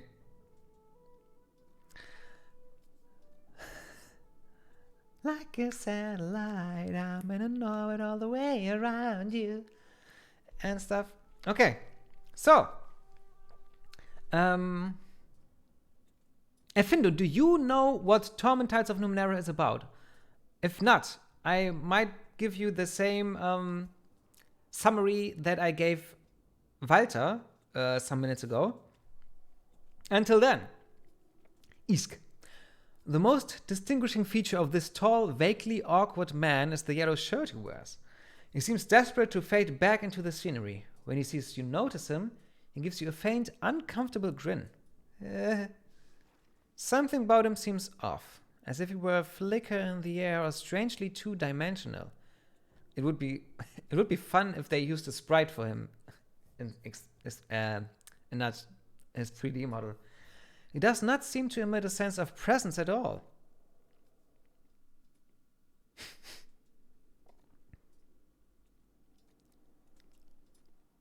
I don't feel hate. I just feel sorry. I don't feel hate, I just feel sorry. Not I don't feel hate, only pity.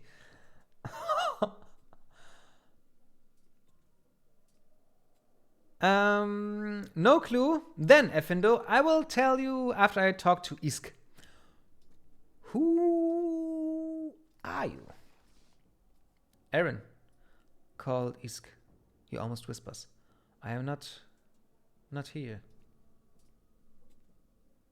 Tell me more about yourself? No, this is like a dream to me. Anything about the people? What can you tell me about this place? Nothing. Can you tell me anything about the people here? No, still no. Why can't I sense you? Skist. Oh, the yellow shirt fades away, and then the skin, muscle, and bone. What remains is a vaguely humanoid shimmer. Sorry. I am Isk, Aaron. What? Isk, Aaron? A trans-dimensional projection from a distant past. This Abacus form. This is not the truth of me, trapped in this body, but I am not this. What's an Abacus? A ghost, trans-dimensional, it feeds. I only watch and learn. It's a feeder, a hunter, not of this world, not of this time. Where are you from? Distant past, epochs ago, tuning through time to see future. Overshot. Maybe next visit. Can you affect this reality? Only words. The ghostly hands passed through you. Nothing touches. Only ideas, no physical energy conveyed.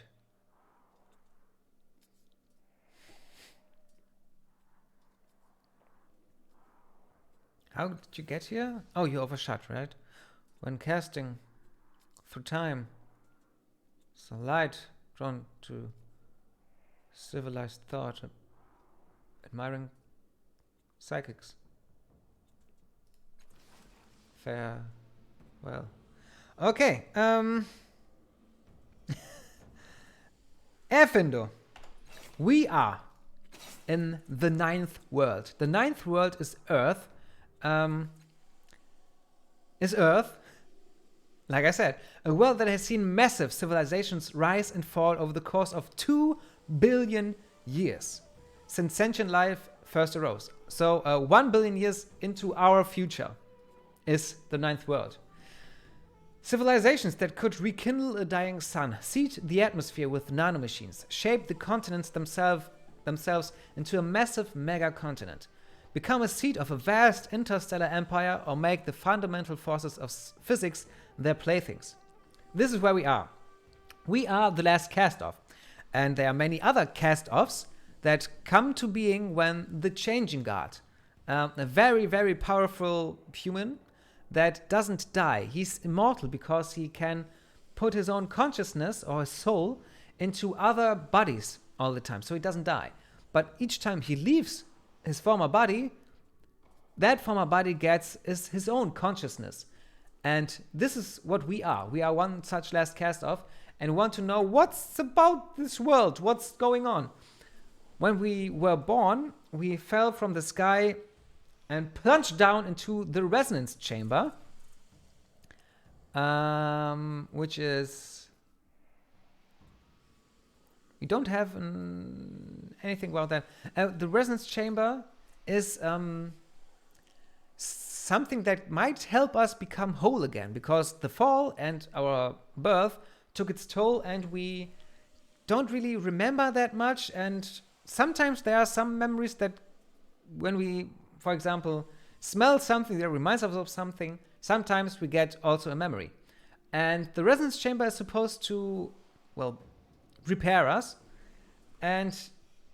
But we broke the resonance chamber when we plunged into it, and we know now that there are other cast-offs also in the city, in Sargos Cliffs, and one of them might be able to repair the resonance chamber. And we don't know where that person is, but we know that Matkina, another cast-off, might know who we are supposed to find. That's the thing. 1 billion years into the future, maybe at some point they could do that. They could do Kontinentalplattenverschiebung by hand. I don't know how they did that. But hey, it's science fantasy setting, so why couldn't they? Also, they also did they sucked out the energy of suns. They used suns for power. So yes, many different things they could do that we right now cannot do. So, ghostly woman, why are you so ghostly, woman? It's a plan. I don't feel hate. I just feel sorry. You draw closer. But the wispy form of the woman in the booth does not clarify. You can hardly discern the details of her ghostly face, and hear a chorus of whispering female voices that swarm around her like chance moths. Ooh, she might be the one that Loss of Self told us about. Listen to the whispers. They are on the verge of comprehensibility, but they brush against your mind just below the level of conscious thought. You have a sense of vague longing, of loss that touches you and leaves you empty. Again? Again, the whispers brush against your mind. Incomprehensible. Study her face more carefully. You peer more closely at her, and she takes no notice of you. Her features are those of a teenage woman, leaving childhood behind. Your memory sparks faintly. These clothes look familiar to you. Wait. They're familiar because they were the fashion in Sargus Cliffs 9 centuries ago. And your mind has dredged that association from its depths. You've seen her face before also. Somewhere in this city. The ghostly woman could be her twin.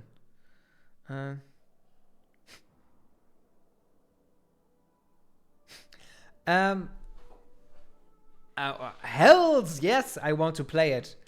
And you were there when we played Resident Evil 7, the beginning, the teaser. You had fun then, didn't you?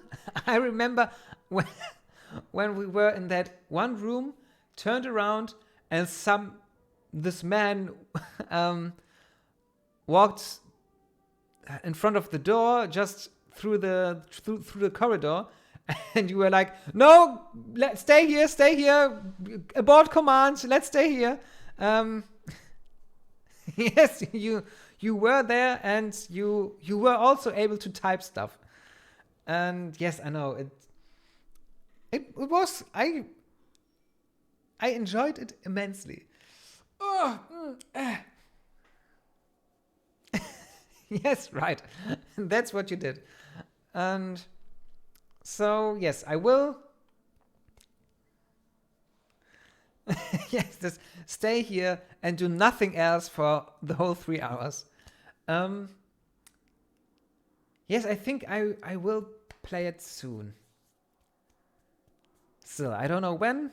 And I also don't know when. Torment Tides of Numenera and Gothic 2 are both pretty long games. So I don't know when this will happen. But Shantae, for example, will be through on this Wednesday. And then we also have more time for Gothic 2, which means that we will finish that game faster and then have time for other games.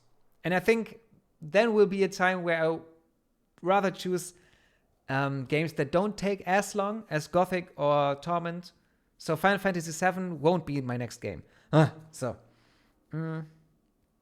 Yes, when you can type, you're fine. Who are you? She has been ignoring you, but without a transitional state, her face is suddenly and furiously focused on yours. Another flicker and her hands wrap around your throat. Ghost or not, her fingers are very real and they are choking the life from you. Erfindo, Walter, we are pretty much also immortal in this form as our last cast-offs. There are only a few things that can kill us. For example, if we are disintegrated, made to dust, pulverized, then we die. But as long as our body is kind of still intact, we won't die. So, do we try to escape or do we let the ghost strangle us? All of you can answer. Please don't let the ghost strangle us. Okay, one of you has an opinion on that. Shiraxi, Erfindo, Walter, what do you say? Okay. Dann, Walter, Grüße. Bis zum nächsten Mal. Schön, dass du so lange hier warst. Und bis vielleicht Mittwoch oder Donnerstag. Tschaußen.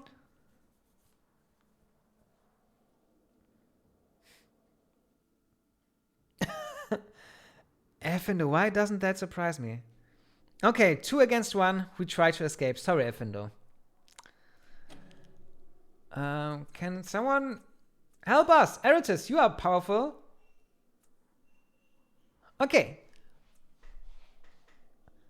But I won't put points into it. I just see what happens 50-50 when Eritus does that. We are successful. You manage to wrest her fingers from your throat and you hurl her away. You come up in a crouch, ready for another attack, but she is looking away from you, as if nothing had happened. Listen to the whispers again. Leave her alone. Save. And try to draw her attention again. Oh.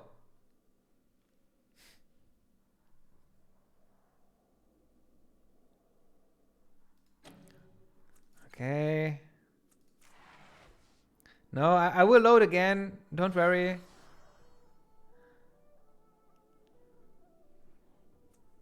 I'm faltering. I'm hurt. We gain 3 XP. But I will reverse that option. Later. Because I know where we know that woman from. And it's Loss of Self. The one outside this bar. And we'll talk to her before we talk to her.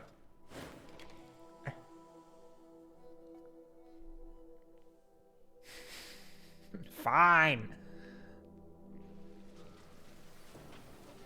Sure. Okay. Daloki. Loss of Self. Hey there. I think you are the ghostly woman. Yes.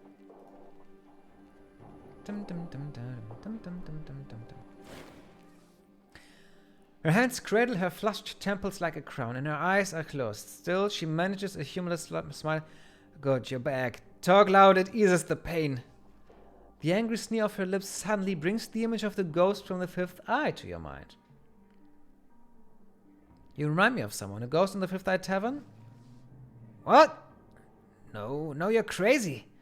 But the sudden widening of her eyes suggests that you've hit on something. She turns away. Coffee time. Go and grab your coffee. Thank you, cutie cat.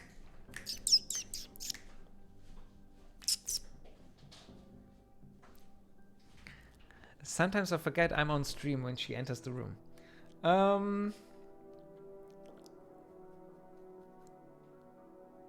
She turns away. Stop talking about her. It makes her louder. I am not her! I'm sorry, but I want to hear about the woman in your head. Okay. Okay, too bad. Nothing new. Then... I'm going. Choke me, bitch. Sorry.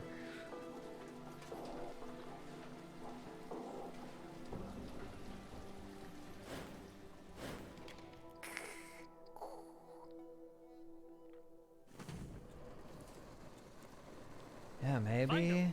Something to do. Maybe. The game wants us to choke. Then let's choke.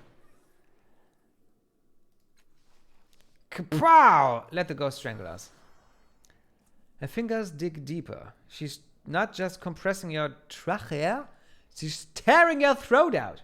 You choke and cough, drowning on your blood, but she is latched inside you.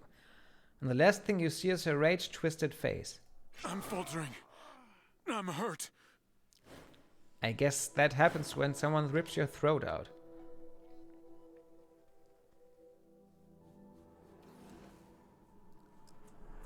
All right. What's here? Ooh. How long is... Okay. Go. I think we are, but we are not in our own labyrinth. I'm going. So this is the first time that we are here. Let's go.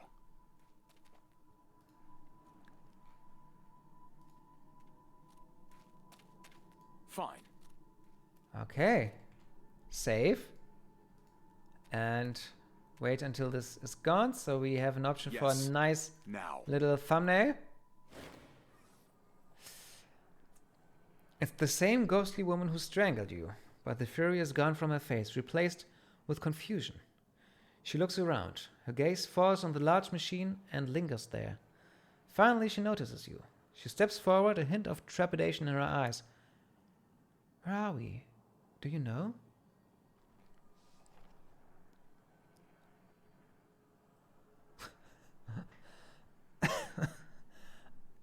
You can choose. Cutie pies, Shrugsy, Effendo, it's your time. Don't you know that? What I also would have chosen, I think. I mean, she brought us here.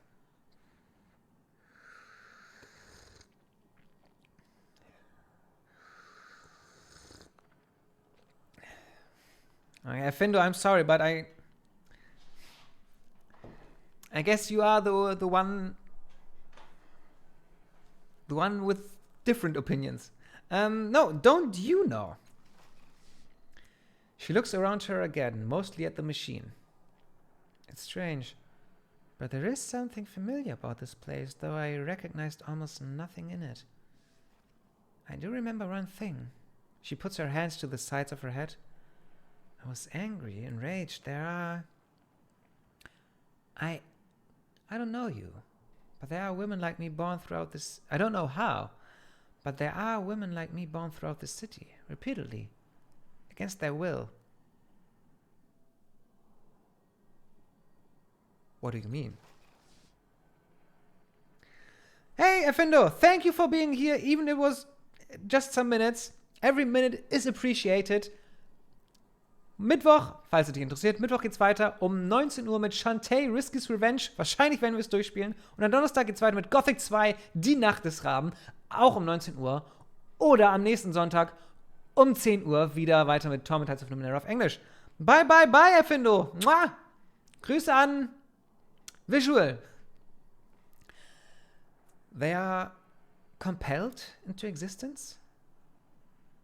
I'm just a memory, but something is forcing my memory into the minds of women throughout the city. I'll remember that. She takes your hand in hers. It's wrong, I don't know how I know, but... She looks away, lost in her own thoughts. And she turns back to you. There's more certainty in her voice. Find them. The women becoming like me are already like me. Maybe I remember more, maybe we can do something. Look!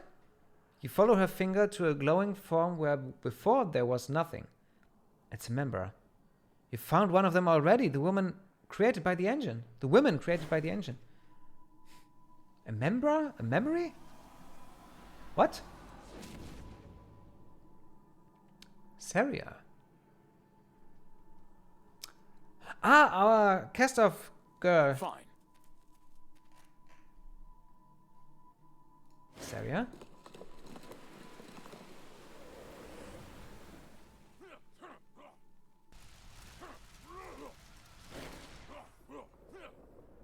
The siege, she says, watching the scene in front of you. I remember the siege, when the Tabard came to destroy Saga's cliffs.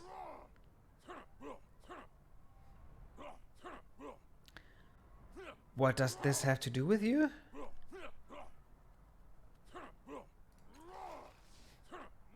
I don't know. After a long, quiet moment, she nods as though coming to a decision. I was there. I remember the screams, the terror. The Tabard came, many of them mounted on their dragoliths, each of them with a stranger, more terrifying weapon than the one before. Saga should have fallen, like Shwenya and Ika and 100 villages before us. But it didn't. We fought them off. But what does that have to do with the other women? I don't know. There's more to this story. I need your help to find it.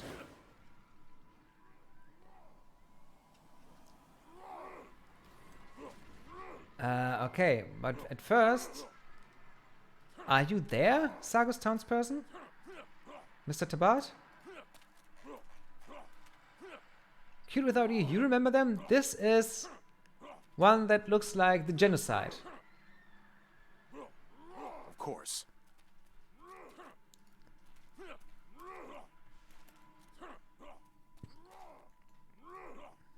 Blood-curdling moans can be heard from inside the structure, but there's no way in. Yes. This is all just a memory, but the heat from the rubble, as well as the smell of burning wood and flesh, feels very real. On it.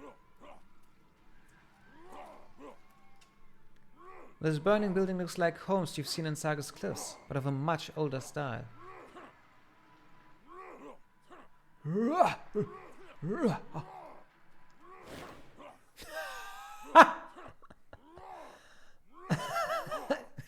Like they are playing tennis.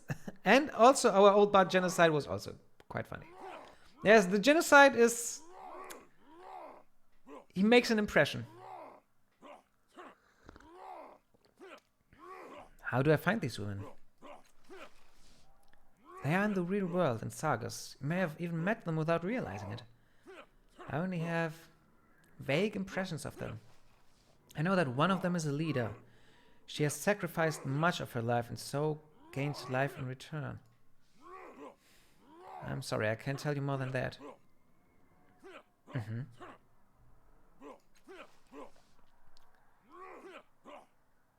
Okay. You must know more. Okay, if you say so. Girl.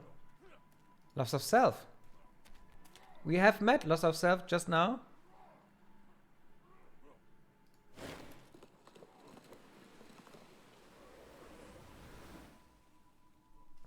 Fucking Fliege. Her eyes grow wide at the scene in front of you. That's me. I remember now the siege ended, the Tabard were driven back, and I was among the survivors, but she places a hand on the surface of the chamber. I didn't exactly survive. One of the Tabard's weapons made me sick somehow, in my mind. My father was an explorer and a tinkerer. He knew something about the Numenera. He put me in there to protect me.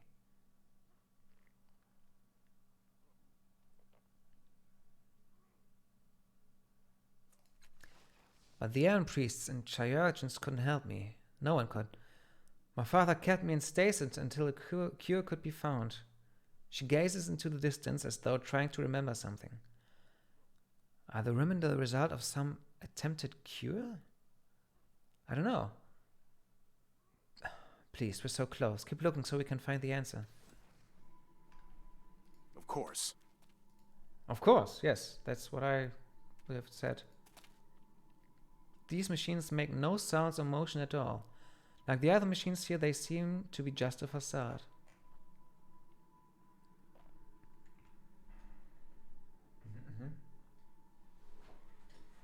On it.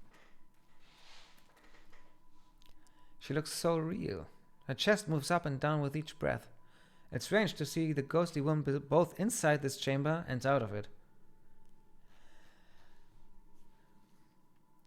What say you? I think I know who that woman is, because I've played through this game before. Do you want me to tell you? Or do you not want the spoiler?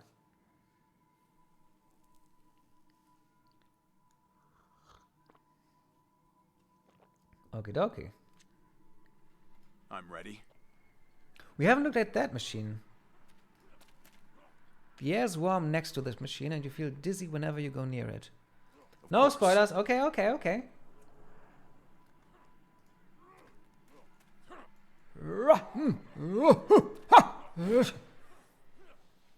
Any more women? Joy and sorrow for coin. Oh, Avina, the one with the flute. One of them offers joy and sorrow for coin. Her family is not her own. It's borrowed, I think. Any other women? And one of them is a leader. Tolmagur, maybe? The slaver? I mean, she's also a cast-off.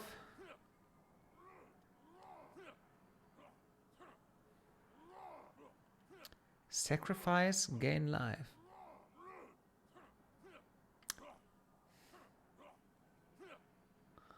Or Sigyn, the one who leads the levies. I think Levy Girl and what was the other one? And Avina. Levy Girl and Avina. Okay, farewell. Yes. We must know more. Okay, I agree.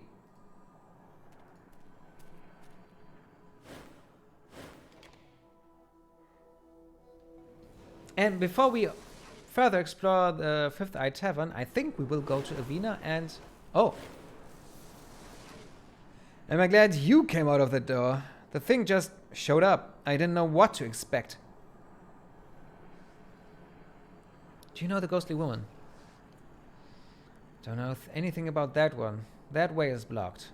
It's not surprising, really. It's your mind, not mine. Most likely she's just a lacuna, a construct of your buried memories.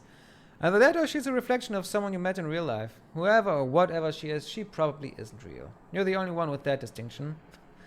And me, by extension. Again, again, again, again. Again, again, again. Farewell.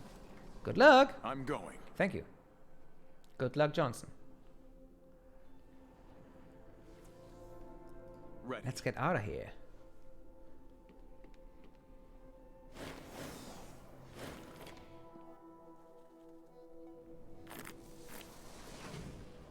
Ah, leckerer Kaffee! Cutie cat. Oh, yes, I was dead. And here I am back again. To pay life a visit? I knew you would. Oh, yes, there it is, my cutie little pie. Okay. Let's go. Avina and Sigyn. I don't feel hate. I just feel sorry.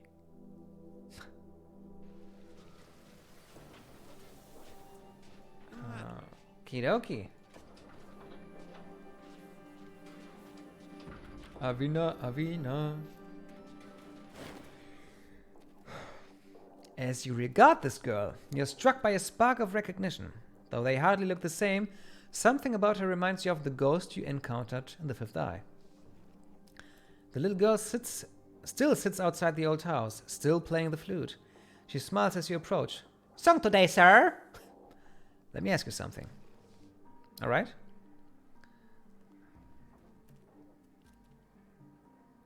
You remind me of someone I met in the Fifth Eye. Please don't sing that song. Okay, I don't know any... That was the whole song. I'm finished now. Her eyes narrow suspiciously. People say that to me sometimes. They think I'm one of those girls who are becoming somebody else, but I'm not. At least not anymore.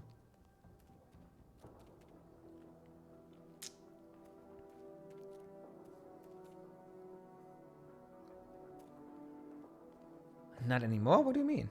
And thank you. I wasn't sure which one I should pick. Making a note. When I was younger, I used to feel like there was another person who was always nearby, just out of sight. Sometimes she'd even slip into my mind and I'd hear her voice. I think I was supposed to become her. Her smile flashes then and she looks back at you. But I wouldn't. Every night in my dreams we fought, and every night I won. After a while she got weaker and weaker until I couldn't hear her voice at all. Now she's gone and I've never heard from her again.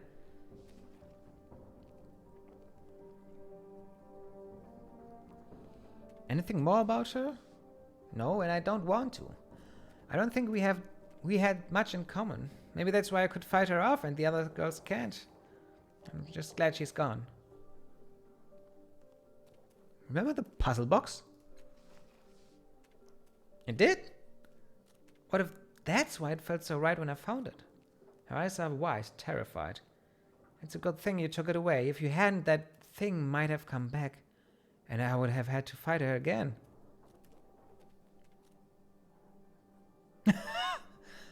Yes, and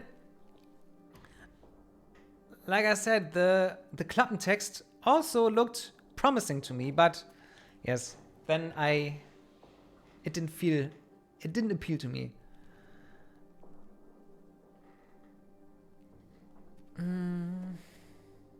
Nothing more? No, nothing. Let's talk about something else. Farewell. Do we still have?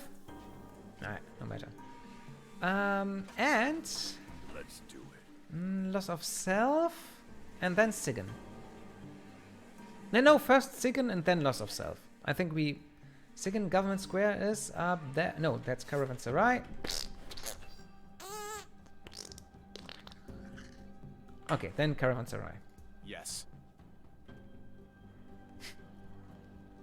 No, I didn't take it as a Seitenhieb. I just wanted everyone to know what we were talking about. I don't feel... Of course.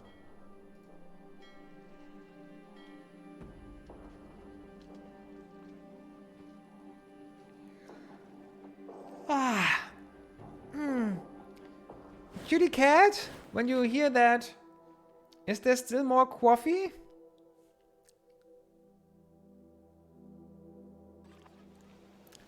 I think I will get myself some coffee now. Just wait a minute.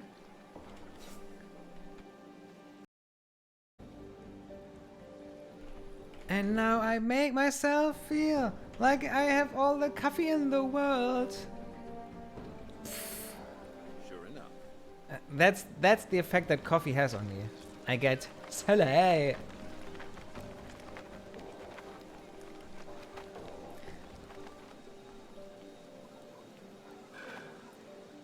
Whew. Sigan. Drones still circle the uniformed woman's head. She's whispering to one of them as you approach, but she waves it away and nods curtly to you. Silly business or something else. No, that's not how she sounds like. Mann. Kaffee. Ey, echt jetzt. As she turns her face back from the drone, something about her profile strikes you as familiar. In that moment, she looks so much like the ghostly girl you met in the Fifth Eye that they could be the same person. Though this woman seems 20 years older at least.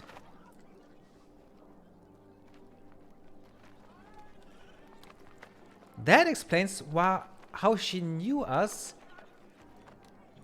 even though we... There was something weird when we first met her, that time didn't fit.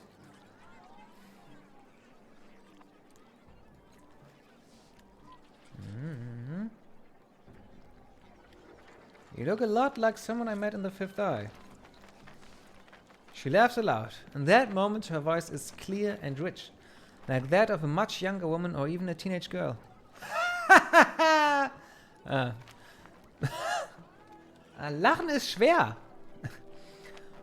Was she a scarred peltist, wedded to her blade, fresh from the endless battle?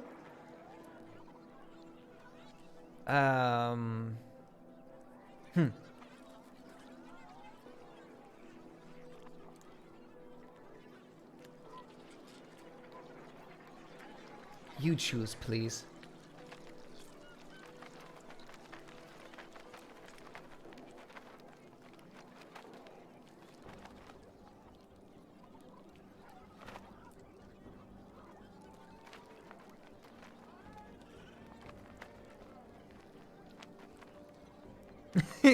Yes. Yeah, didn't... It neither sounded teenage nor girl, I think.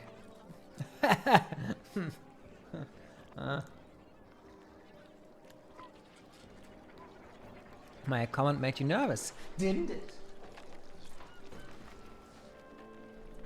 Her smile vanishes.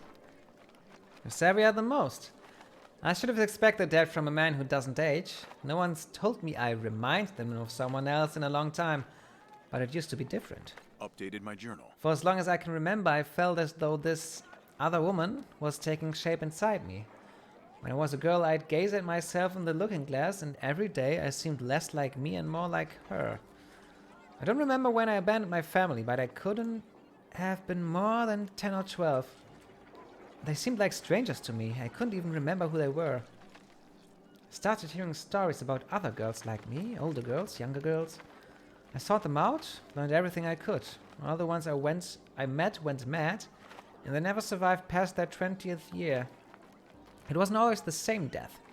Sometimes it was sickness or an accident, or they ended their own lives, but somehow they always died. It was fate, and was mine too. But you survived. I cheated. When I was old enough to become a citizen, to sacrifice a year to create a levy, I went straight to the Order of Truth and told them I wanted to donate as many years as I could. I didn't think it would work, but what choice did I have? When they started taking the first few years and I aged closer to 20, each time I thought I would die. And the levy that was born from my 20th year was a monster. They tried to make me stop, but I refused. I made them go on. burned through my 20s and beyond, and with every year I lost, I felt that other woman inside me weakening, pleading, dying. I laughed as they burned the years away. When I walked into the Order of Truth, I was a teenage girl. When I walked out a few hours later, I was a middle-aged woman. But I was free.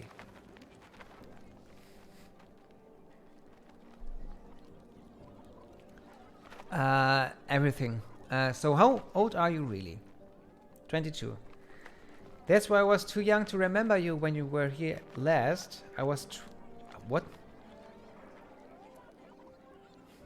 I was a 12-year-old girl, a runaway, half-mad and living in the streets.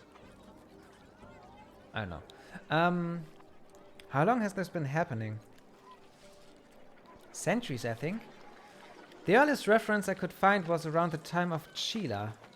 That's Chila, the freer of slaves. But it probably goes back even further. There was an Aeon priest about 80 years ago. He thought he'd make a name for himself by discovering the cause. He found that it only affects women in sagas, never in the outlying villages. He thought it might be caused by some kind of Numenera underneath the city, but he was never able to prove anything. You thought the levy was a monster? The sorrow? It was death. Not death the way it's personified in stories, but death like it really is. A bloated thing with festering sores, vomiting blood and pus and excrement from every orifice. Even the Aeon priests were terrified. They burned it to a pile of ash. Let's talk about something else, please. I'm glad I finally told someone. Easier to tell a stranger such things, perhaps. Okay. Then let's go back to the Fifth Eye Tavern and tell our... Oh, and also, let's go to Aidan, who knows first. The secret trader. This is the first time that I see the faces here. I've never noticed them. Spooky. Creepy. Weird. Ugh. Okay. Aidan. I have secrets to exchange.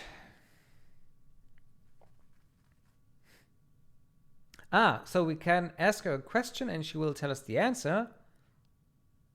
And that... Huh?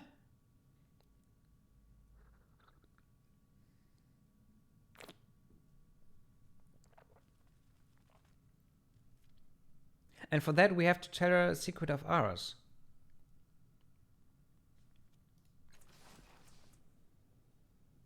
I want to see what happens here.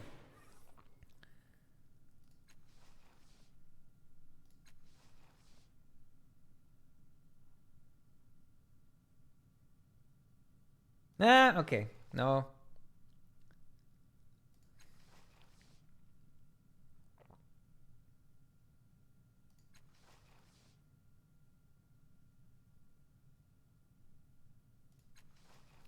I think I just want random information.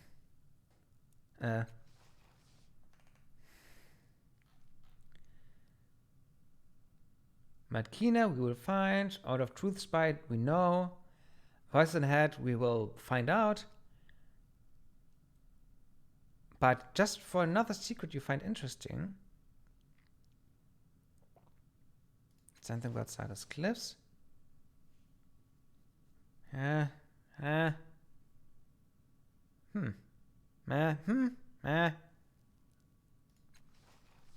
a secret of myself?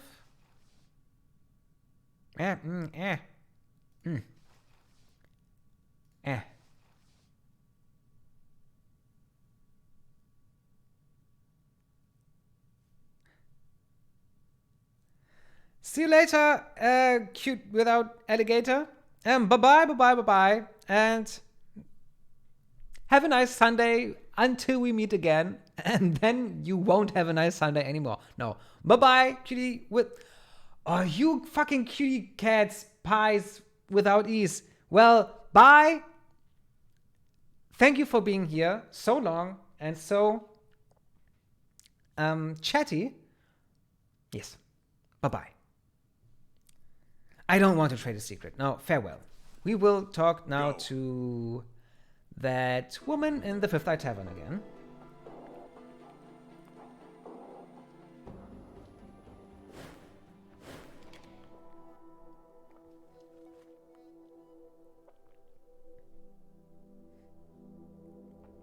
That was good coffee. Okay, Cliff's Edge. Edge, badge, Cliff's Edge.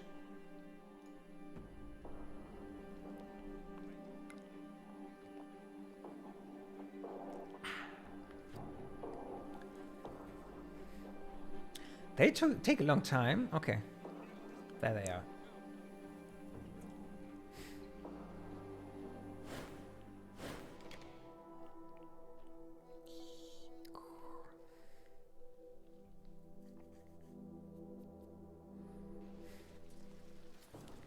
So, Fifth Eye Tavern. Yes, I remember now. Yes. Now. Also, now that we still have some speed left, let's try to Of course. win against Aidan Sitabo. Locks his eye. Hey, Aidan. The heavy muscle man has... Let's talk about that duel again. Let's. As I said, this will be a fight to the death. No surrender, no mercy. Are you ready? Yes. Very well, the challenge has begun. He regards you with the serene eyes of a predator, chest rising and falling. A warm wind tumbles across the stones between you. He flows with it, spinning away from the ground. His foot slices towards your head in the blur. The time slows, as if the universe is holding its breath. Coxyton kick! I've never done that before. I think I've never fought him. Because I thought, well, why should we kill Aidan Sitabo? Quick fingers, smashing, where are we better at? 15? Oh. Neither. Then hammer of the fist of the last cast off. That's who we are. Yes, success. You lunge beneath his scything foot and slam your fist into his throat. He tumbles gracelessly to the ground, choking. Time resumes, flowing through you, and you feel some of Aidan's inhuman speed melding with your own reflexes. You have won, Aidan says when he has regained some of his breath. Finish it.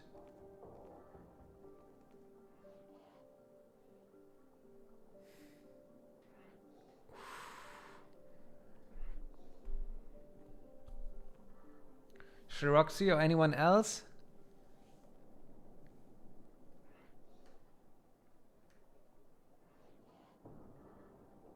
I don't want to kill him, but I don't want to insult him either. So 1.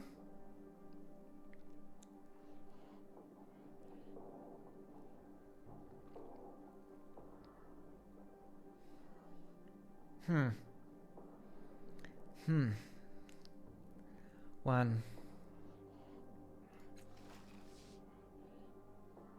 I see, he says, lowering his head, troubled. Perhaps I should have shown my other opponents the same mercy. Instead, their talent is lost forever. He staggers back up to his feet and resumes training.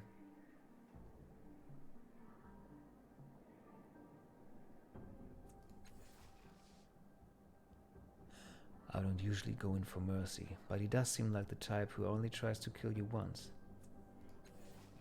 Are you going to be challenging everyone we meet on to daring duels? Never mind, don't tell me, I want to be surprised. I do thank you for not robbing the world of his talent. The square is a better place for the sight of him, jumping about and flexing. Okay, they approve of my decision. Whew, Shiroxy, we did well, we did well.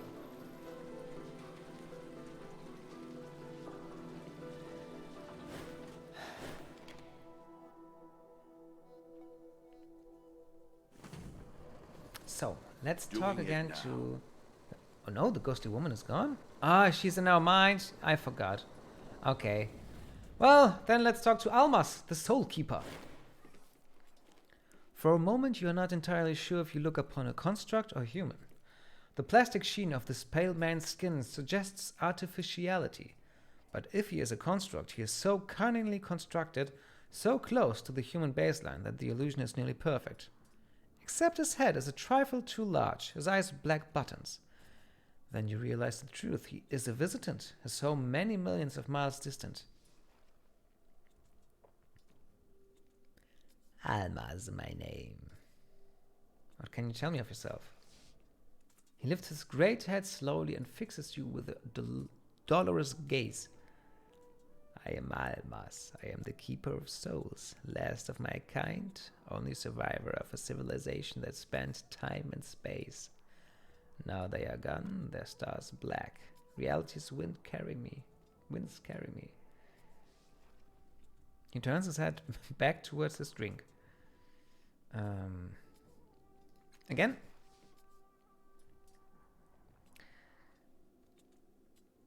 How did you get here? He looks around. Not my time, not my place. Yet, when the connection to home broke, a beacon shone here. 5 minds drew me, a light and darkness. They are not a light to understand, they are safety, surety. Will a new home I find. In this place I have clear thought, untarnished. What happened to your people? The highest caste of power, control we minds, ideas, for all souls of empire. A great web we wove, shining with power. But other nodes, they winked away, until only I remained. His fingers drum on the tabletop. An image of my people I carry, but no place to make it real. Our domain, lost, I alone and paralyzed with indecision and fear.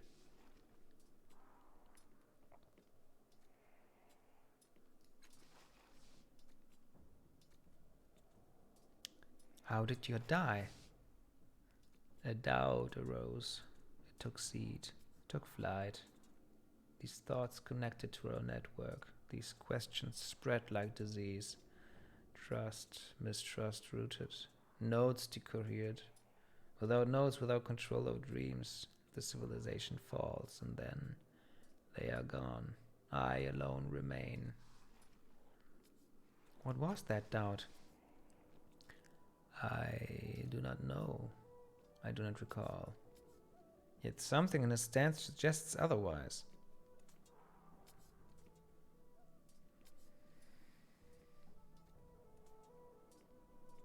Perhaps I can help?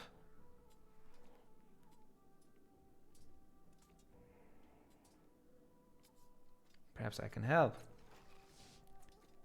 We were gracious autarchs, grinning souls of architecture, children of the stars. Those under our control lived as we bade, controlled them, directed them. We gave them happiness, gave them thoughts, gave hope or took hope away. A place of relentless peace and prosperity under our rule. Saw we all possibilities, limitless our potential.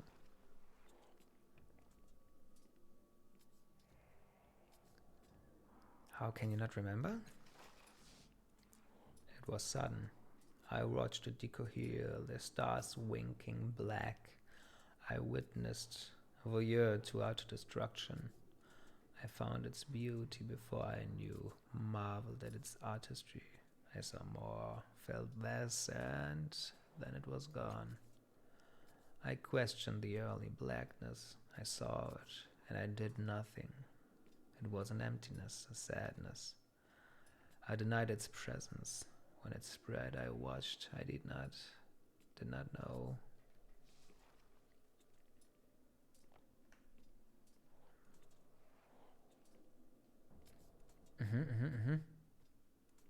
Again?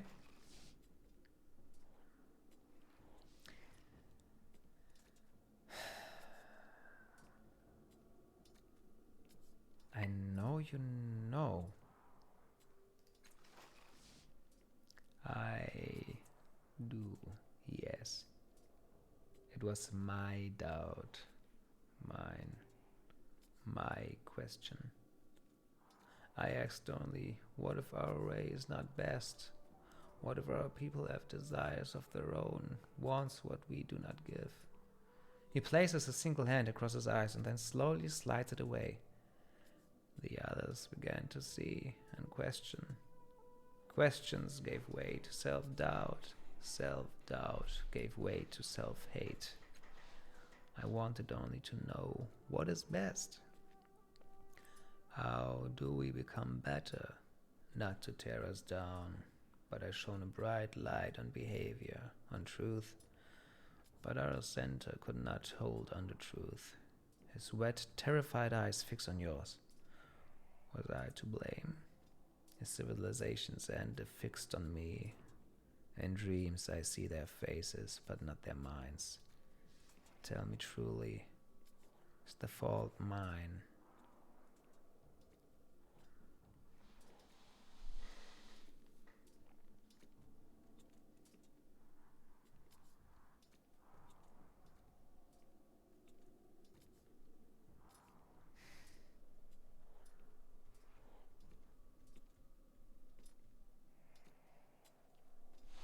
I think I like the second option. We can use the tidal forces to erase the doubt. And I honestly think questions will make you stronger.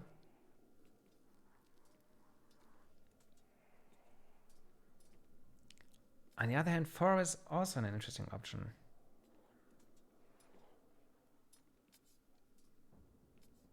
But this will lead only to more doubt. Questions will make you stronger. His eyes flare and the tears building within them vanish. Replaced by a Bye bye bye, Shiroxy! Vielen Dank, dass du hier warst. Viel Spaß bei Final Fantasy 7, richtig? Genau, Final Fantasy 7. Vielleicht bis zum nächsten Mal. Am Mittwoch 19 Uhr mit Shantae, Risk is Revenge for the last time. Adios. Mwah. His eyes flare and the tears building within them vanish, replaced by a gleaming hardness. Yes. Yes. Yes. He grabs your shoulders. Connection restores itself. Doubt and fault, mine. A new civilization we build. Snatch old threads, place new minds.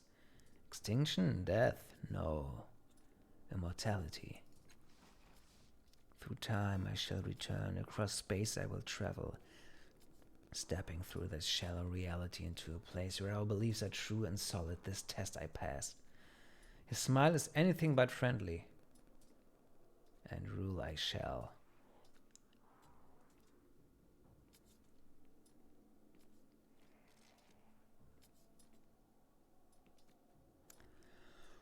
Huch!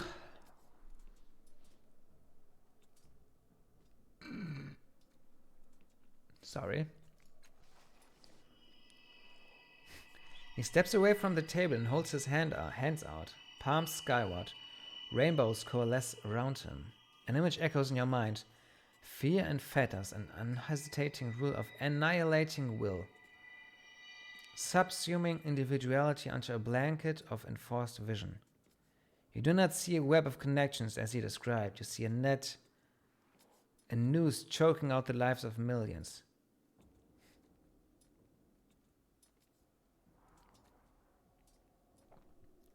He turns away from you, dismissing you.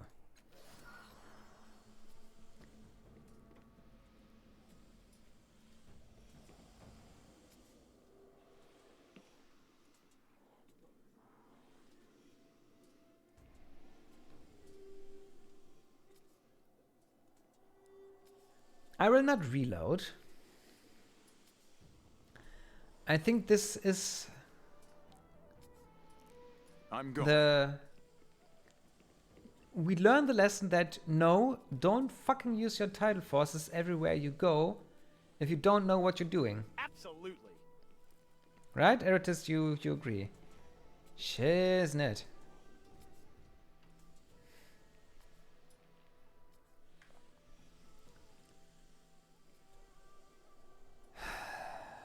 These pipes are pumping fluids from somewhere outside the bar.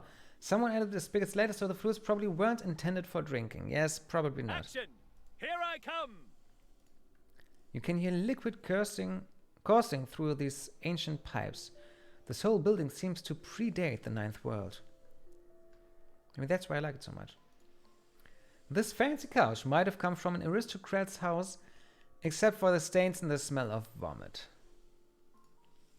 This booth was once a metal tank that held some sort of liquid.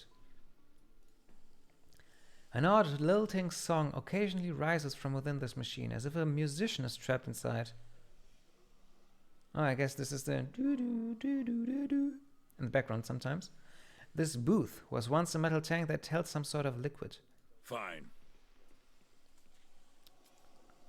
Okay.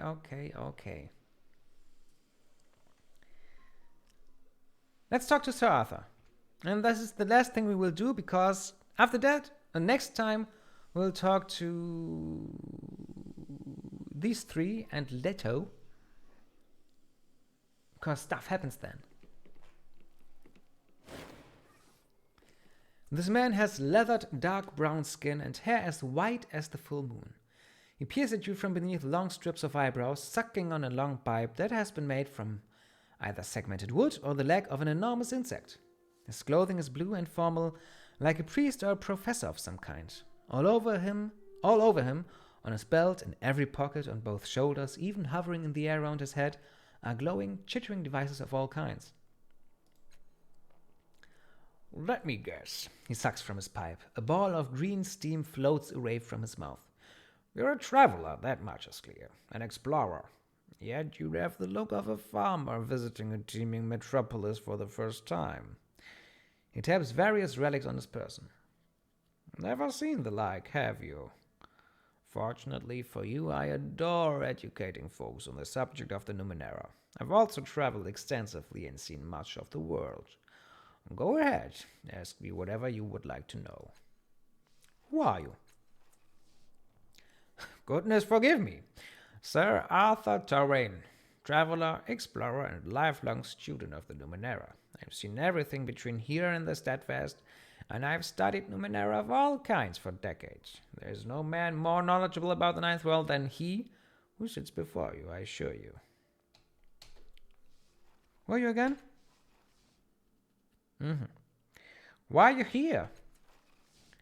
Knowledge, of course. I have traveled all over the Steadfast and the beyond, but I had to know what was beyond the beyond.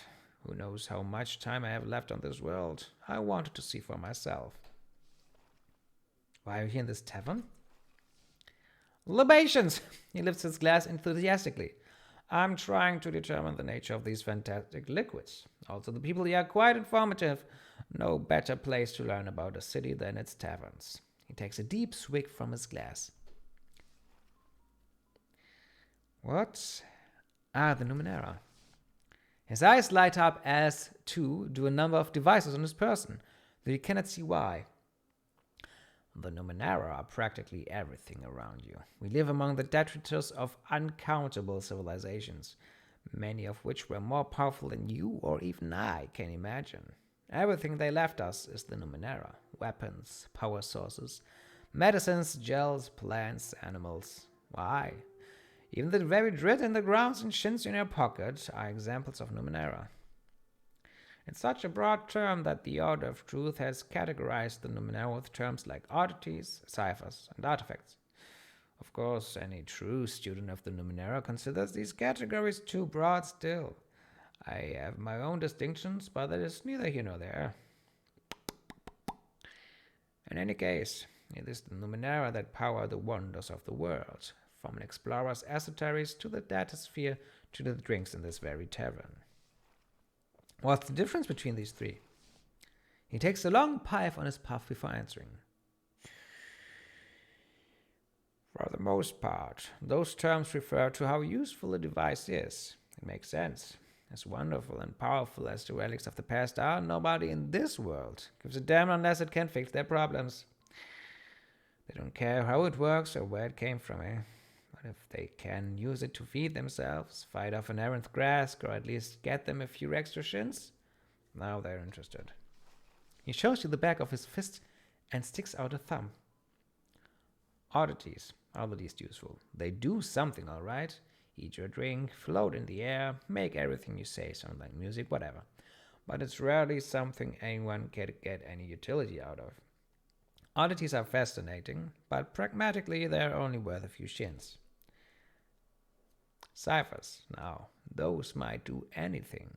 Heal your body, shoot a blast of flame, teleport you somewhere safe, and so on, but they are volatile. Whatever they do, they'll do it just once. And if you don't know what you're doing, putting too many together can give you what's called cipher sickness.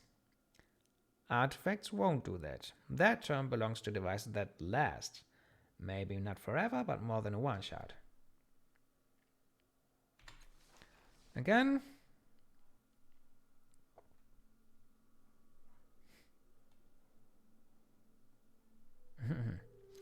What's cipher sickness? Terrible, just terrible. Ciphers are volatile devices. As I told you, if you know what you're doing, you can separate, insulate, quarantine, thus carrying more ciphers than your average explorer without ill effects. Something on this person starts chirping. He taps his pocket to stop it, but otherwise pays it no mind. But if you carry more than you can handle, those ciphers react in unpredictable ways, draining your energy, wearing you down, or worse. This one time, I saw a cluster of ciphers bond to each other and gain what I can only describe as sentience. Ripped my assistant to pieces before tearing off into the cold desert. Haven't seen it since. He picks up his pipe and sticks it back in his mouth. It was completely unexpected. I felt bad about that assistant, but well, science and all that. Fortunately, most effects of cipher sickness are temporary, easily cured by simply getting rid of some ciphers. Again. What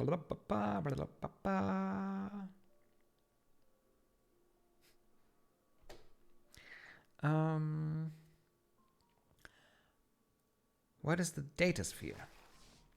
It's difficult to say exactly. At the most basic level, the data sphere is information stored within the air itself. But it's much, much more than that. Several of the prior worlds created similar spheres of knowledge around Earth or throughout our world. Our term data sphere encompasses all of them, the connections between them and the effects thereof. For example, people talk about glimmers, visions from another place or time. These are actually some portion of the data sphere accessing human minds. Some ciphers, even some nanos, can access arcane knowledge from the data sphere. Well, even so-called telepathy is sometimes two people communicating through the data sphere without realizing it. The data sphere as a subject of research is far too large for several lifetimes. Alas, I have only been able to spend my time delving into devices that seem to use it, but not the data sphere itself, or rather, the various and incompatible networks that comprise the data sphere. Perhaps someday. Data sphere?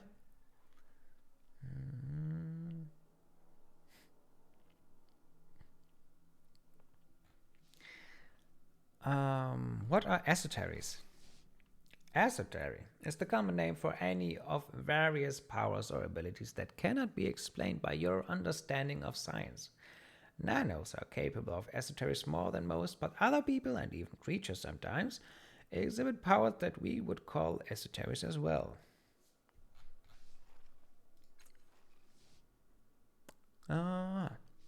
What are shins exactly? He peers at you over his glasses. You are new, aren't you? Shins are currency. The Aeon priests believe that some very ancient prior worlds used specific metals or crystals as currency per their rarity. But of course, no metal is truly rare anymore. Half the Ninos I've met can transmute metal into crystal. Why, I even once transmuted flesh into gold, though not entirely on purpose. Anyway, rarity is useless as a means of value. So the value of shins is necessarily a social construct. Shins can be any coin-like object or jagged bit of interesting material. I think you'll find there is remarkable agreement as to what does and does not constitute a true Shin. Many realms in the Steadfast actually mint their own money, but you'd be hard-pressed to find a traveling merchant who didn't accept anything you had on you at the time. Again.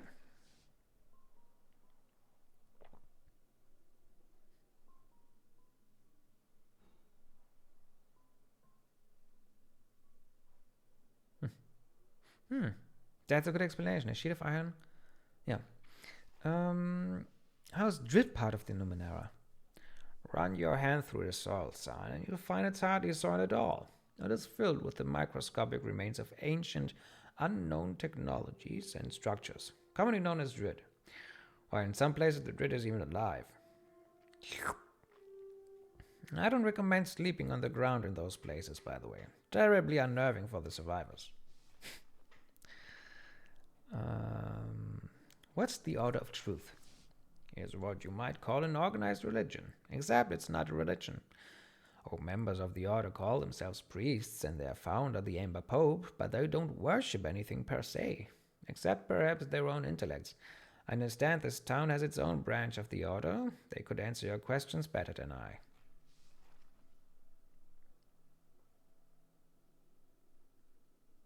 How would you categorize the Numenera? A fascinating question. He sets down his drink and leans forward. I'll give you the brief version because you obviously have places to be. Put simply, I am less interested in how useful the device is than in its means of function. He takes a quick puff from his pipe and sits down as well. Now, the technology of the prior worlds is far too incomprehensible and varied for us to truly understand which civilizations created what, but we can define some basic categories. He counts each one on his fingers. Many devices deal with fundamental forces: gravity, magnetism, sound, light, even time itself. Automatons and created intelligence fall under artificial life. Biotechnology covers a wide variety of Numenera. Many plants and animals that we consider natural were in fact created by prior worlds for some arcane purpose. The blue may fall under this category. Someday, I'll hire a team to find out if I can't find anyone reckless enough. There are chemical devices, as well as those dealing in various forms of matter. Metals, liquids, crystals, and conversions between the three. The most interesting, also the most esoteric, nanotechnology, which covers much of what common folk consider magic, transdimensional tech, and technology related to the data sphere itself. He leans back, reinserting his pipe. But these are just classifications I prefer. The Numenera defy definition. Let's talk about something else. How do you know so much about the Numenera? Cipher gathering was always the main source of income for my family. Alas, no more, but I have extended that pension into pure research. It is not arrogant to say that mine is one of the greatest laboratories in the Steadfast. Why, an entire university has sprung up around my home. I specialize in research and experimentation. Prospective assistants apply almost daily, which is good considering how quickly we churn through them. Tell me more about the world, wise man. Of course. Ask me anything you like. I've traveled all over the Ninth World, throughout the Steadfast and beyond. I even know little about this part of the world, the so-called Beyond the Beyond. I've met explorers of all kinds and listened to countless stories. So, what is it you would like to know?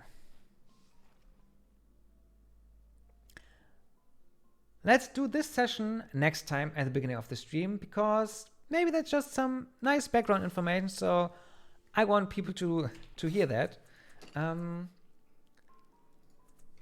Stories of what's his name? Arthour.